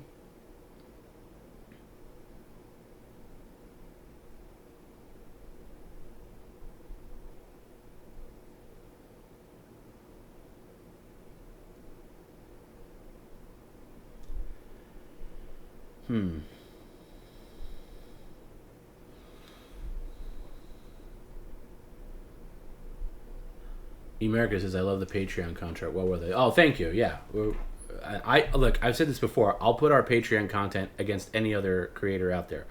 I think our Patreon rocks. I think our Patreon's very good. And the voicemails have you cracking good. Yeah, when I get a good voicemail, I'll put it up there. The boring ones I don't put up there. But when I have a good one, I'll put it up there.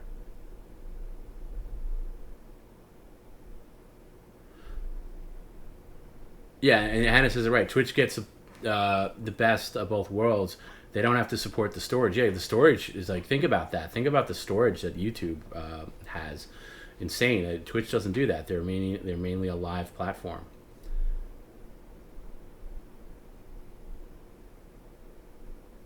DSP started out being funny because he's really bad at games, but now he's really funny because he's bad at life. Okay.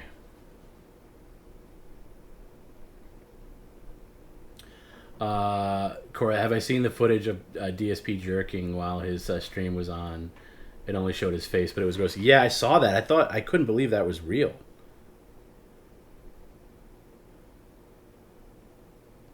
I couldn't believe that was real.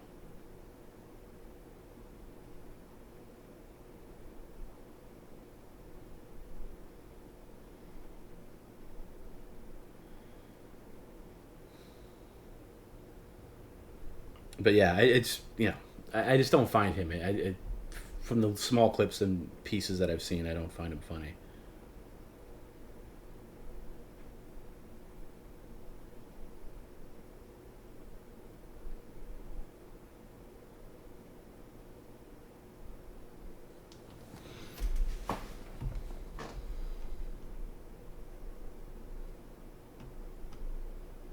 The Chris Chan situation just shows me, if you ever think rock bottom, nope, you can go lower. Yeah, there's always room. There's always room in the basement for some people.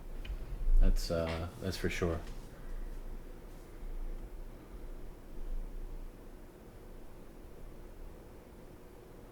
Last movie I saw, shit. Last new movie, shit. It's been a long time. Last movie I saw. Wow. I haven't seen a movie in a long time. It wasn't this year, that's for sure. I'm trying to think if I went to the movie theater to see a new movie. I went to the movie theater a couple of times late last fall, but they were running like old movies. Like they did a couple of James Bond movies I saw. I saw Die Hard right before Christmas time. Shit. That's a great question. Wow. You know what? I can't remember. I really can't remember the last new movie that I saw. It might have been Parasite. I saw Parasite right before the pandemic. And I Did I watch it? No. Okay, hold on a second. During the pandemic, I'll tell you. Okay, I think I remember this now. During the pandemic, I watched that Invisible Man Blumhouse movie, and I didn't like it. I hated it. I think that's the last new movie I saw. That's crazy. Danko, I'm going to bed. Got an extra early day tomorrow. Cheers to my fellow demons. Thanks for another great stream. Thank you, TomB and moderators. Thank you, Danko. We'll see you on Wednesday. Good call tonight. Shit. You got me thinking now. I know. Yeah, that might have been it. I think, did I see it? I must have watched a movie like on Amazon or something like that after that.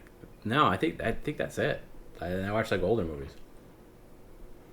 Yeah, I saw The Lighthouse. I talked about it. I didn't love it. I love the concept of it. I loved Willem Dafoe. It was just a little too avant-garde for me. I wish they would have dumbed it down a little bit. It was a little too artsy for me. And I don't like movies that are a little too artsy for the sake of being artsy. And that's what I thought about The Lighthouse. But I liked it enough, but I didn't love it. I wanted to love it more. Rick, you thought The Invisible Man was great? You know what? I didn't like the.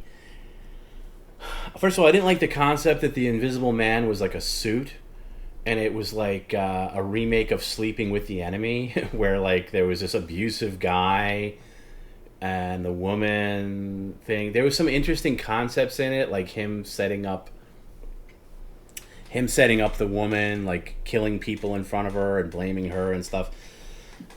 Some good elements, but I thought, I don't know who the lead girl was, but I didn't think she was great. I thought she was weak. I don't think she carried the movie, and it just seemed like more of an abusive stalker movie than an Invisible Man movie. I just you call it The Invisible Man, but it's the main.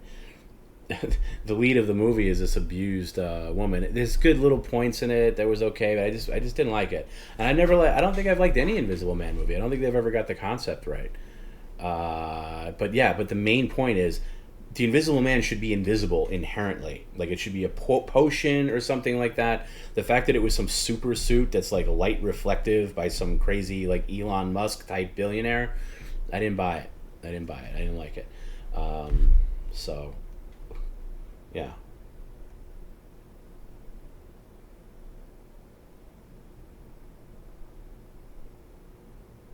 It was just, and the woman was so whiny.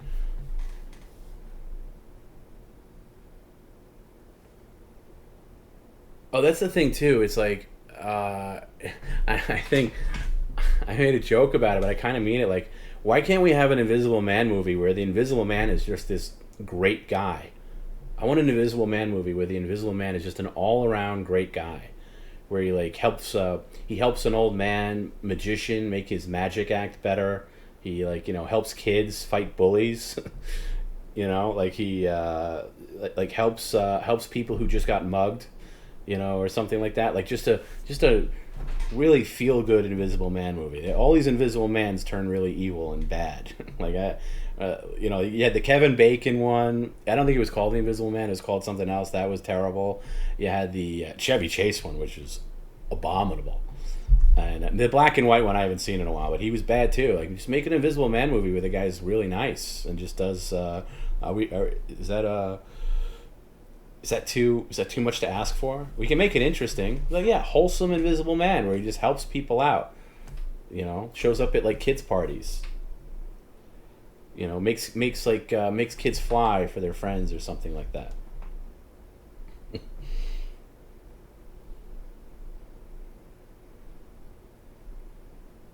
Yeah. Leopard says, Ed Begley Jr.'s Son of the Invisible Man is the best Invisible Man. Yes, from Amazon Women on the Moon. That is the absolute best version of the Invisible Man. Yes, if you haven't seen Amazon Women on the Moon, do yourself a favor and watch it, especially for the Ed Begley Jr. segment. Hollow Man, that's the name of it. Ooh, terrible. But good, again, all these Invisible Man things, including the Chevy Chase movie, they all have little segments that are good, little moments that are like, oh, this is interesting, but, it just doesn't come together for me. I just look at the Invisible Man as somebody that should be happy that he discovered it, but then tortured because he can't get back. And like there were things in the Invisible Man, Chevy Chase, that were interesting concepts, but it was just, I don't know, terrible. But yeah, let's make Invisible Man. Maybe we can combine Invisible Man with Weekend at Bernie's 3. There's got to be a crossover we can do with that, where he's just a good guy. And think of all the good things an Invisible Man can do. Play practical jokes on your friends. Like scare your wife. Like he'll like have the Invisible Wife go in and put like some old clothes on and just go, ooh. Like, oh no, honey, it's okay. It's just my friend, the Invisible Man. He's just playing a joke. What's that one Chevy Chase movie? Is it Fletch? Yeah, Fletch is a good one. There's a few good Chevy Chase movies. Fletch, the first Fletch, not the second Fletch. Fletch is good. I don't know if it holds up as well, but it's good. I also like Funny Farm. I know that's not a movie that people really reference a lot. I think Funny Farm's really funny. It's got some underrated moments in it. Yeah, the Invisible Man can puppet Bernie. That's it. We got to get a writer's room going. Yeah, the Invisible Man helps Bernie. Yeah, you don't need those two guys. You can just get the Invisible Man. The Invisible Man... Okay, here's Weekend at Bernie's 3. The Invisible Man meets Bernie. Perfect. The Invisible Man meets Bernie. The Invisible Man meets Bernie Lomax. Kung Fu movie with an invisible hero. There you go. See, now we're thinking. Doesn't have to be evil. Why does the Invisible Man have to be evil? Your cousin named his dog Fletch. Yeah. I know there's a series of books. I've never read the books, but people worship those Fletch books. I've never seen it. Best Chevy Chase movie is Dirty Work. Chevy Chase is one of the best parts of Dirty Work, I will say. I like that he has a gambling problem and he bet on Rocky 3. I agree with you, Rick, but if you had, he says that most people who have the power of invisibility would use it for nefarious purposes. Okay, but after that's over with, maybe the guy starts out that way. Maybe he like steals some money or like, but then at a certain point you have everything you need, and then it's time for good. So maybe our Invisible Man, maybe he does start out like it goes to his brain. He's like, he steals money and stuff, but then he realizes, wealth and greed only get you so far. Now it's time to give back. Maybe that's our Invisible Man. TomB is the Invisible Man. Perry Caravello is Velcro Man. Velcro Man meets the Invisible Man. Yeah, that could be a good comic book. Have I ever read Blood Meridian? No, I've never heard of it. But I haven't been reading much lately, shamefully.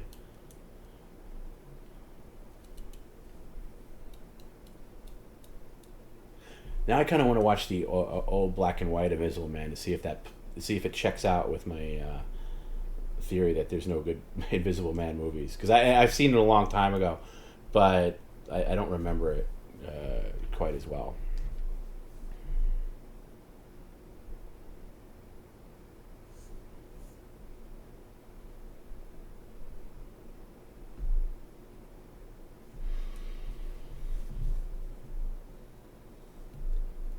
I just think like if you look at like the Kevin Bacon movie, whatever the fuck it was, I know somebody just mentioned it. Like he goes crazy really fast and becomes an asshole, and it's like I think you gotta. The one thing that the Chevy Chase movie did right, and again, not a good movie, but he kind of made the Invisible Man empathetic, where you feel sorry for him and he was human a little bit. He didn't quite go the crazy route, but it was boring. That movie was guilty for being boring. Yeah, and it's the same thing with me. Like I watched some of the old Universal movies recently, like in the past couple of years. Like all the Frankensteins, they still hold up. They're still very good for the time. The original Mummy, the original Creature from the Black Lagoon. I was on a Universal kick for a while because they're short too. They're like an hour and 15 minutes each, and they were in HD. So I watched a bunch of those, but I did not see The Invisible Man. But some of those are really good. TomB is Invisible Man. Perry is Velcro Man. Together they fight Jack the Ripper, a.k.a. the Loch Ness Monster. That's good too.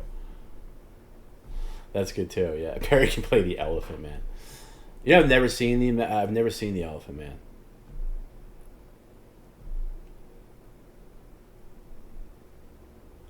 Have I ever seen the Cabinet of Dr. Caligari? No. Again, never heard of it. Havo says National Lampoon Vacation series is the best. I don't think the whole series is the best. I think the first Vacation, again, it's one of those movies where the first movie's rated R, second movie's PG-13, third movie's PG, and then you just got family movies by that point. But the first movie's pretty hard R, and first Vacation's the best. I like European Vacation, and I think Christmas Vacation is enormously overrated. And Vegas Vacation is good for like one scene, and the rest is a cringe embarrassment. Yeah, Rick says Frankenstein was you just rewatched it, and cool sets. Yeah, great sets and makeup, really great. In fact, one of the cool one of the very few things I liked about the Universal Studios tour when I was out there is you see the little. They had an area where you could tell Frankenstein was shot. Some of the town, and that was pretty cool. Other than that, it was, and by the way, shame on Universal for not being able to relaunch because they were supposed to relaunch the Universal monster movies. They wanted the monster movies to be what Marvel is, and basically do a Mummy movie, a Jekyll and Hyde movie, a Dracula, Frankenstein, and then have like an Avengers type clash up. And they just dropped the ball with it with the Mummy. Tom Cruise is nobody loves Tom Cruise more than I. I'm a huge Tom Cruise fan, and I still have not seen the Mummy. I've seen parts of it, but it's so bad. They really blew that because they own all those properties. They should be able to do it. But yeah, it doesn't. It says Christmas Vacation is all about nostalgia, fun once a year. I don't even have that. I saw it in the theater. I don't have nostalgia for it. I like Home Alone more than I like Christmas Vacation. I like A Christmas Story more. Christmas Vacation is so far down on Christmas movies for me. It never comes up. And I think I saw it too many times as a kid to the point where I'm just kind of sick of it.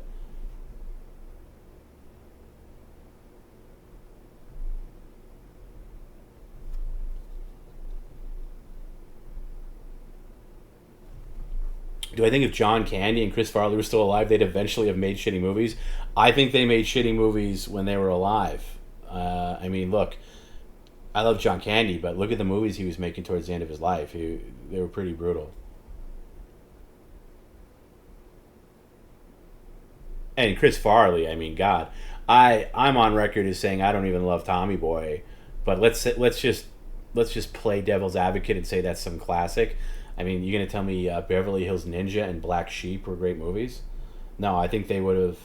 I think if Chris Farley was still alive, I think he would have had a phase where he made a lot of shitty movies, people got tired of him, and then had some great comeback in the early 2000s where he did like a drama and played like a recovering heroin addict. And that drama brought people back to Chris Farley and how talented he was, and then he did comedies again, but the comedies were good. That would be my alternate reality projection for Chris Farley. Yeah, Wagons East. I don't get Uncle Buck either, but I think we've talked about this. We talked about it at one point on an After Hours where Uncle Buck was really severely cut up in post-production. There's a lot more film to Uncle Buck that was completely cut out of the movie. I would love to see the full cut of Uncle Buck. There's a whole documentary about it on YouTube where they show scenes from the trailer that never made it into the movie and like stuff from the script that was filmed but never in the movie. So I give Uncle Buck a pass only because I think it was kind of lost in editing. There's a lot, even like, it's funny, there's a ton of movies like that were butchered in editing based on, you know, what's another movie butchered in editing is Another 48 Hours. Apparently Walter Hill, the director who directed the first movie, like, just, that's his least favorite experience, because I guess in the final like month before release, Paramount made him cut down that movie to 90 minutes, and it was like about 2 hours and 20 minutes, and there was other subplots and like funny moments and stuff and things that made it a little more bearable that were cut out. But I'd love to go back, and it's too bad that they don't allow these directors to go back and find fine tune these movies. But yeah, Beverly Hills Ninja. I've not, and to be fair, I've never seen Beverly Hills Ninja. Yeah, Sandler and Punch Drunk, kind of similar. Farley would have been Kevin James and grown up. Oh, Kevin James is really bad. But yeah, he probably would have played that part. Ooh.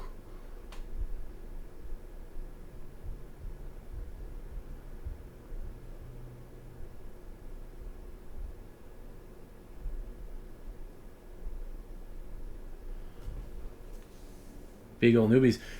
Did I know that they're bringing out a 3-hour version of Planes, Trains, and Automobiles? No, I didn't. Are they really doing that? Because that's John Hughes as well, and it's a very similar thing with Planes, Trains, and Automobiles, which had a lot of cuts in post, even though it's pretty much a perfect movie. No, I didn't know that. Are they really? That's interesting. I've seen some deleted scenes of Planes, Trains, but I didn't know. I know they're doing.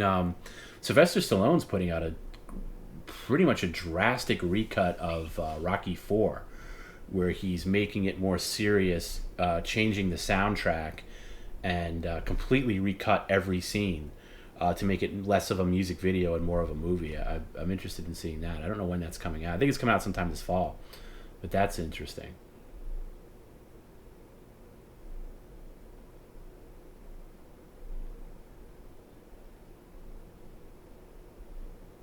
Yeah, I've heard that too. That Star Wars, the original Star Wars, was saved in editing. Yeah, it was like a mess, and they tightened it up. It's like, and you look at one of the things I like about the features on, like, where you see an extended version of a movie. Oftentimes, it makes you appreciate the theatrical edit or the original edit. Like, wow, they really trimmed the fat and got it to like where it works.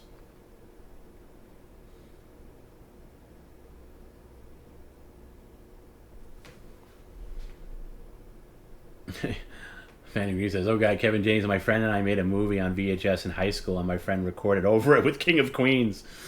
I've had experiences like that. I shot this video for a class project in high school with some friends of mine going out in New York City, and we interviewed like street merchants and stuff for like a project for a class. And then after that, we filmed all this stuff in like subways and stuff of like goofing off, and like kind of made like a mini movie, like an action movie. I did something very stupid, which don't anybody do this at home, ever. I mean, it freaks me out that I even did it. And if I had a kid who did this, I'd fucking murder him or her. But we went through a subway and we jumped onto the tracks and ran to the next station in the tracks, which at the time was like adventurous and cool. And we filmed it, and it was fun. But man, it's just, talking about it now, like doing that, I mean, you could really just get killed doing that. But we did that, and I filmed it all. Anyway, so the point is, like, I had it on VHS, and my sister taped over it. I forget which, I think it was like taped, it was like Fresh Prince of Bel-Air or something similar. And yeah, so it's gone.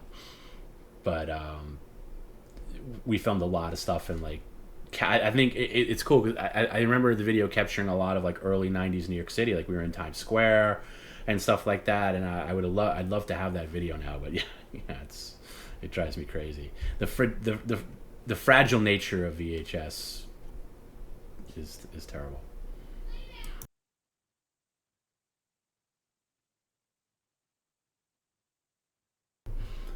I have my neighbor yelling in her backyard.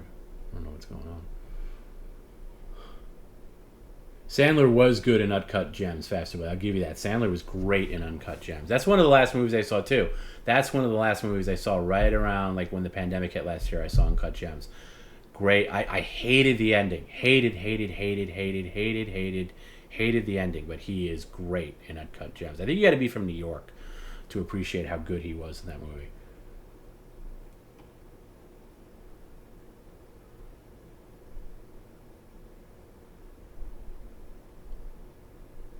Who is worse, Kevin Smith or Seth Rogen? Boy, that's a good question. I'm gonna go with Kevin Smith because he's Kevin Smith because he has more creative control and more bad things. But I don't like Seth Rogen either. Yeah, it was very jackassy, that video. We did a lot of jackassy type things. That's kind of what it was going on in New York City. We were doing like jumping off steps, like shit. I forget now because it's been so long since I saw the video. But yeah, we did like things where we dared each other to run into like a convenience store and do something. Nothing illegal, but just shit. Just fucking thing. Oh man, Hannah says her dad recorded over your first words with a David Frost interview. Brutal. It's so brutal. I have another thing like that where my dad borrowed a video camcorder from my sister Lauren's first communion, and this had to be like 1985, maybe around there. And we still have it. I still have the video, most of the video, and it's us on video because it's weird. Like today, kids are gonna have videos of every moment of their lives archived. But if you're our age, and whatever our age range is, I guarantee you don't have too many videos when you're a little kid, like baby. Anyway, so there's this video of my sister's first communion, and my great aunt, my mom's aunt, who's basically our grandmother figure, somebody who was so special to us growing up, me and my sisters, like one of the most special people ever in my life. Just gave so much to us and loved us, and my parents were going out all the time. They had a big social life, and we'd always stay with her in her apartment, and she would take us to the movies or McDonald's and just did whatever, bought us stuff. Was just such a special person in my life. Anyway, so on this video, my dad talks to her, and you could hear her talk, and it was great. And we had it for a long time, and then sometime in the 90s, my sister, again, recorded over the one part where she's talking, and a video cuts out, and it's the master, it's the actual tape, and it drives me crazy because you just do the one part of that video I want is when my great aunt is talking for very short. It's like she's talking for 30 seconds, and it's 30 seconds of like some shitty like Honda commercial or like it's a Joey Suzu commercial or something. So yeah, I think we all have those stories where like somebody, you don't get that anymore. Like somebody taped over something. In the digital age, you don't really have that. Maybe you have like, this got deleted, but it's just brutal.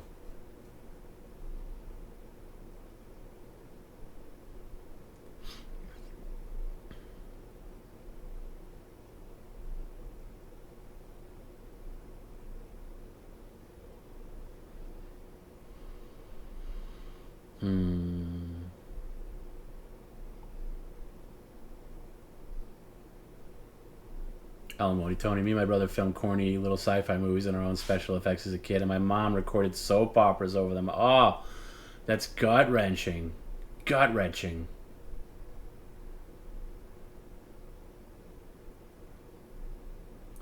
Who was the guy on Stern I was talking about? That was Elliot Offen. Let me get the spelling right for you, since I have a browser open.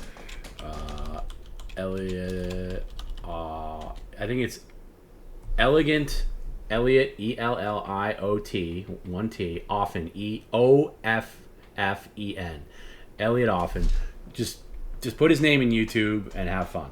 You don't have to love Howard Stern. Just have fun. The guy is insane, absolutely insane, absolutely insane.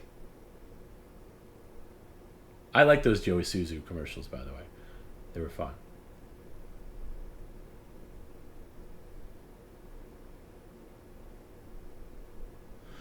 Did I listen to Loveline back in the day? Yeah, when it first came on, I remember listening to it, and I couldn't believe like the but yeah, I listened to it because it was crazy. Yeah, I think I did.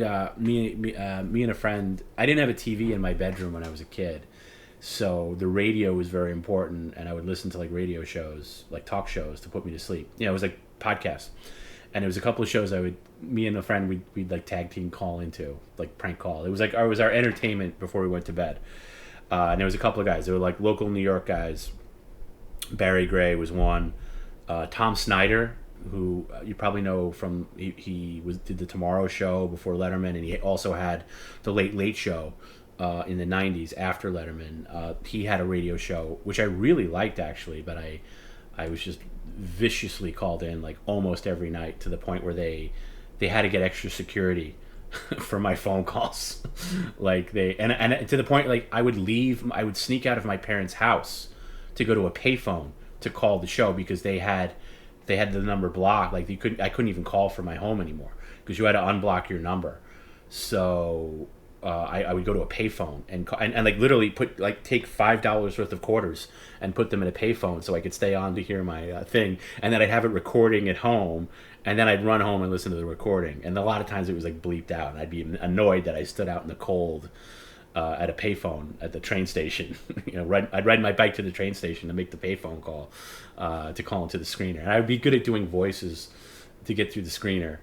And anyway, and then we talk about it at school the next day. Like, oh, I got through it. I still have those tapes. Thank God, I still have most of those calls. I haven't listened to them in a while, but they're probably super cringe. But it was fun. That was my. Yeah, so yes, I called in a love line once as like a goof, early on, when it like first started.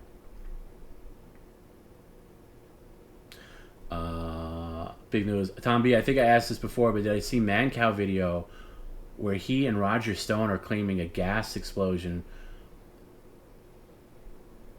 was an attempted drone strike on Roger Stone?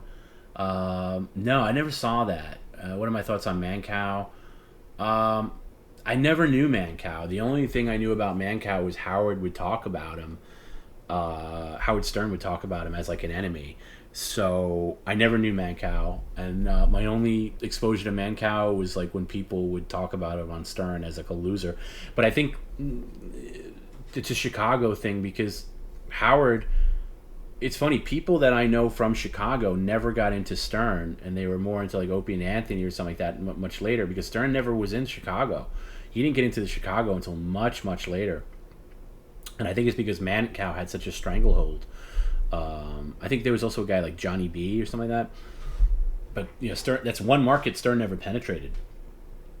And I think, so again, yeah, I don't Mancow was never in my universe.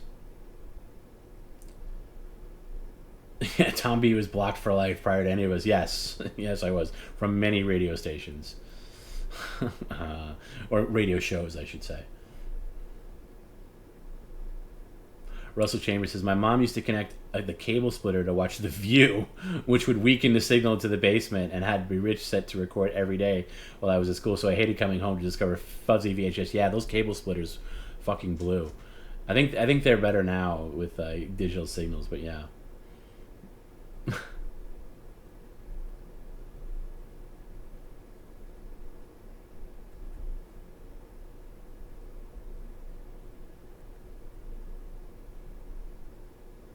I think I'm gonna go to 1:30 and then I'll call it, because I gotta edit this video too.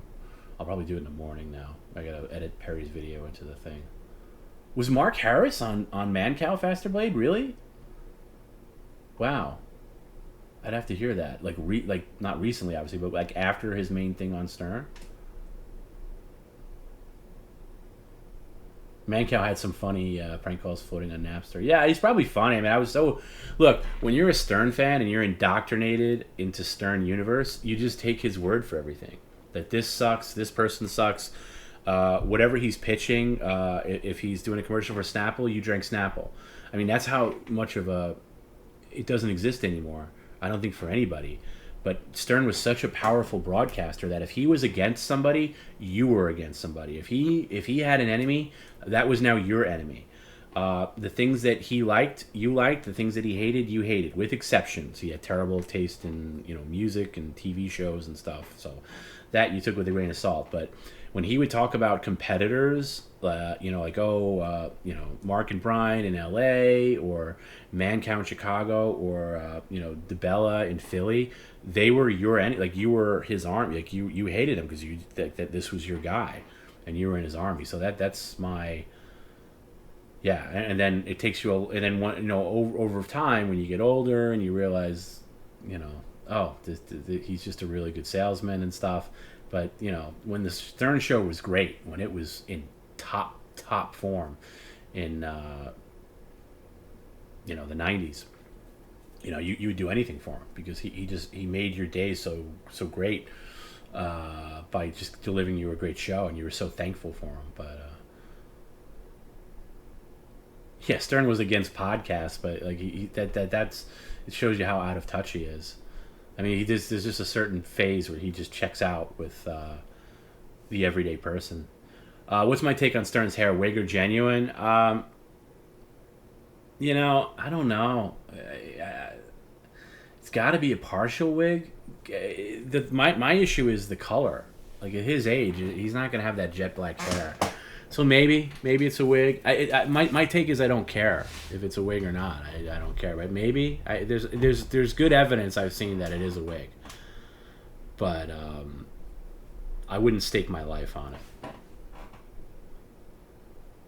Faster Blade, I've never heard it, but Mark was on Stern. He mentioned he was on the air with Mancow when he got fired live on the air. Oh, okay, that's interesting.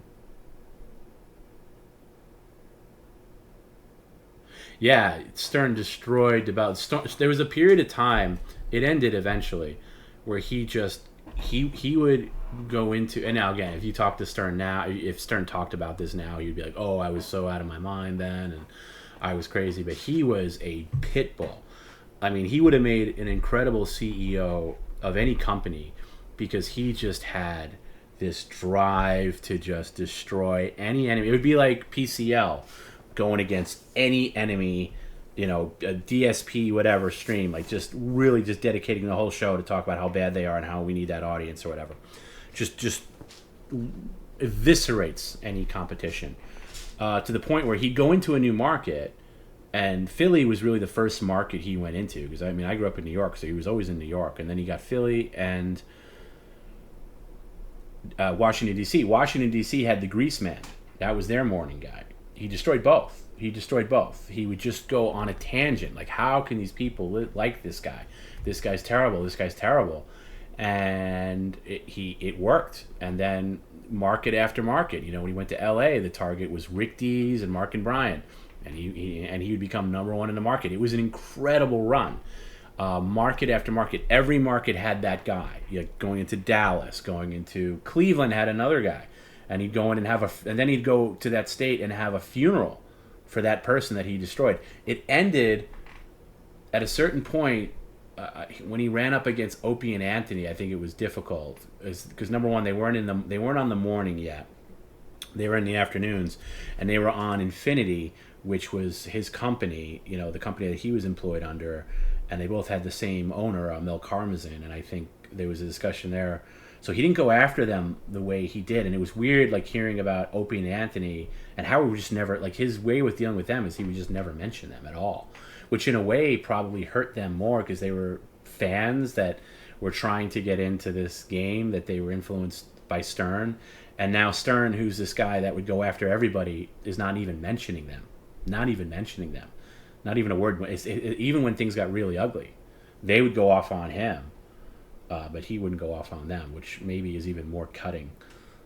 But for that period of time, it was incredible. So anyway, that my only exposure to Mancow was just hearing him secondhand. He never was in New York. Yeah, I saw that, Mumbles. The picture of Stern with a cap on in Central Park with the NYPD. But is it computer graphed? I don't know.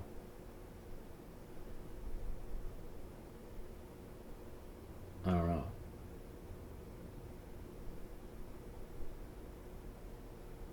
Remember when Hansi comparing Stern and Imus? Yeah, Stern would go off on Imus all the time, and then Stern basically morphed into Imus. Everything that Stern would yell at Imus for, like having the young wife or trying to be someone he's not, or being a phony and everything like that. He became eventually. So the slow morphing of Howard into Imus was interesting to watch.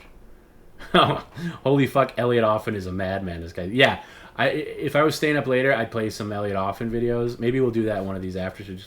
He's... Have at it. I don't care if you've never heard Howard Stern before. Elliot Offen is endlessly entertaining. Yeah, right. A dozen says Opie and Anthony went after Stern's daughter, and they really, and it was. I don't think it was necessarily Anthony. It was more Opie who was visceral, like really vicious to Stern. I think Anthony was still a fan. I think he's even talked about it in hindsight, where he was such a Stern fan, but Opie was the one that like thought highly of himself, and yeah, they went after his. Again, there's things, even when you're the enemy, if you have somebody who's an enemy or somebody that's like after you, whatever, there's certain lines you don't cross, and going after his daughter's weird.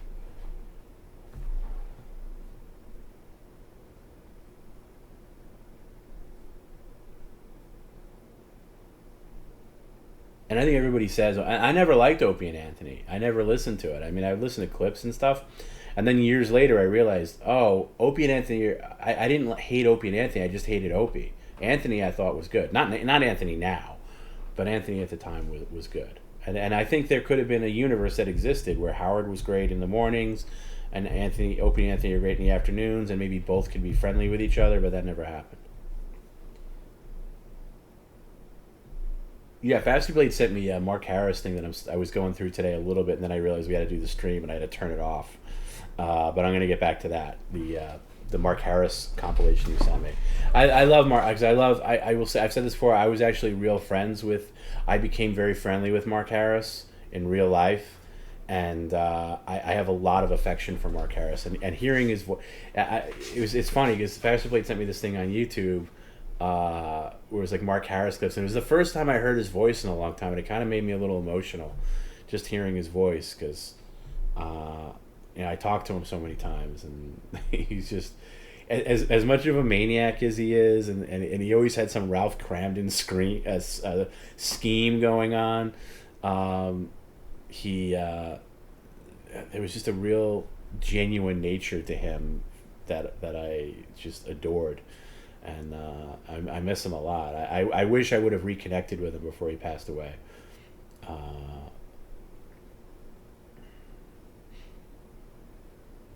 When's Perry going back on Kill Tony? I don't think ever. But Hannah said, is Kill Tony still going on after? I know he had that problem where he got canceled. I guess he came back. Yeah. Well, first of all, I don't see Perry going to Austin, and I don't see Perry doing Kill Tony. I don't see that. I wouldn't hold your breath on that one. Perry's got better views on his stream than Opie. Does Opie stream? Is Opie doing anything now? Does he do any kind of podcast or whatever? I know he's doing like weird stuff where he was like walking around New York City.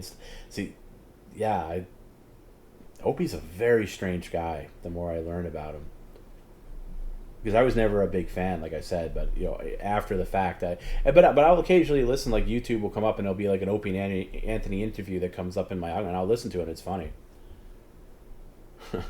Mark Harris's DRPs must have been amazing. No, you know what? He made a good drink though. He made some good cocktails. He had this very old school. Well, it was Martha Ray's house, but they had this great bar set up, like real old Hollywood type bar with like chalices and like thing. It was amazing setup. What did he make me? He made me a mint julep, and like really and a whiskey sour. Like really old school thing, really old school type drinks. Yeah, Rick. Red Bar's breakdown of Tony's documentary. Right? Yeah, if you watch anything Red Bar, just type in Red Bar Kill Tony. Watch Red Bar's dissection of Kill Tony's. Tony Hinchcliffe's had a documentary on him, and Red Bar dissected it. Not everybody's a fan of Red Bar, but watch that, and it is brilliant. A brilliant dissection of Kill Tony, how cringe it is, how bad it is, how bad Tony is, how bad all those people are. It's great. It's really great. Yeah, Revio says goes back to the shows that they played the Mel Gibson tapes. I forgot about those. I was reminded of those recently. The Mel Gibson tapes where he just goes, what is he yelling at his ex or something? Ugh. Yeah.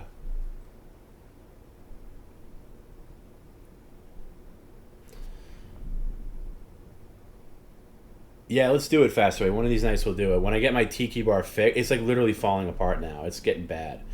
But I'll get that firmed up. And yeah, I gotta find some Mark Harris style. Again, it's one of those things. I wish I had like some video or something I took with Mark Harris. I got some good stories though. I really love Mark Harris.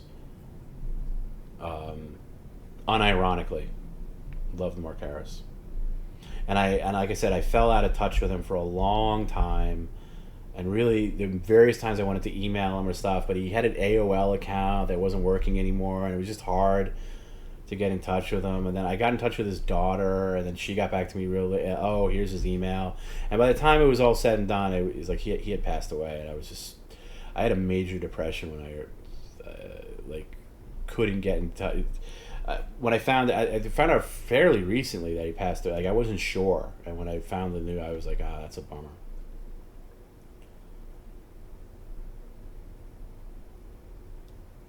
Shorthoff says, watching Red Bar kitchen shame Red Band may be a fan. Yeah, I agree. And with Red Bar too, there's so many people. I'm like, there's so many people he covers that I just don't care about, but the ones he does that I get invested to, like even when he covers like Joe Matarese or something like that, I get really into it. And then there's people that I know of, like oh, there's this comic and this person that would be a perfect Red Bar fool. Why isn't he on, or she on Red Bar's radar? It drives me crazy, but you know. Like, why focus on this person when this person's so much worse? Rick's going to bed. I gotta go to bed. Good night, Rick. Yeah, Rick's in California, 3 hours. And if he's going to bed in California and I'm in New York, I should probably wrap it up too. No, Alec Baldwin was the one yelling at his daughter. You inconsiderate, that. And then Mel Gibson was yelling at his girlfriend. Both very terrible to hear. But yeah, let's call it a night. It's 1:40 here. I gotta get going anyway. I gotta be up. I don't have to be up super early. I gotta be up early enough. But this is good. I like detoxing after. You guys help me out detoxing after the stream because when I get off the streams with Perry, sometimes I need to detox a little bit, and you guys help me out with that. And somebody made the comparison. I think it was on YouTube or something like that, where they said the after hours is like when after a big party and the gentlemen retire to the private smoking room where we all have our whiskeys and stuff, and that's kind of what I think of after hours. So I appreciate you guys hanging out because it's a good way for me to detox, and eventually we'll do more stuff on after hours, like get you guys calling in, or I'll get the camera on. We'll do different things. I got different ideas for it, but it's nice. It's a nice way to detox after the stream. It's very helpful to me to just kind of sit here and hang with you guys. So I appreciate you guys hanging out. So good night, guys. We'll see you Wednesday for that media share thing. We'll try that again.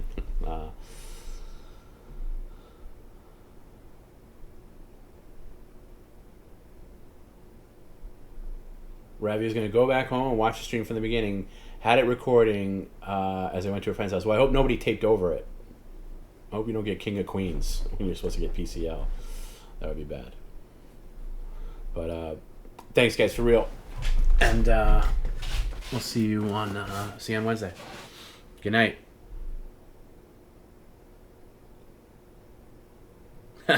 How full of shit was Chuck Zito?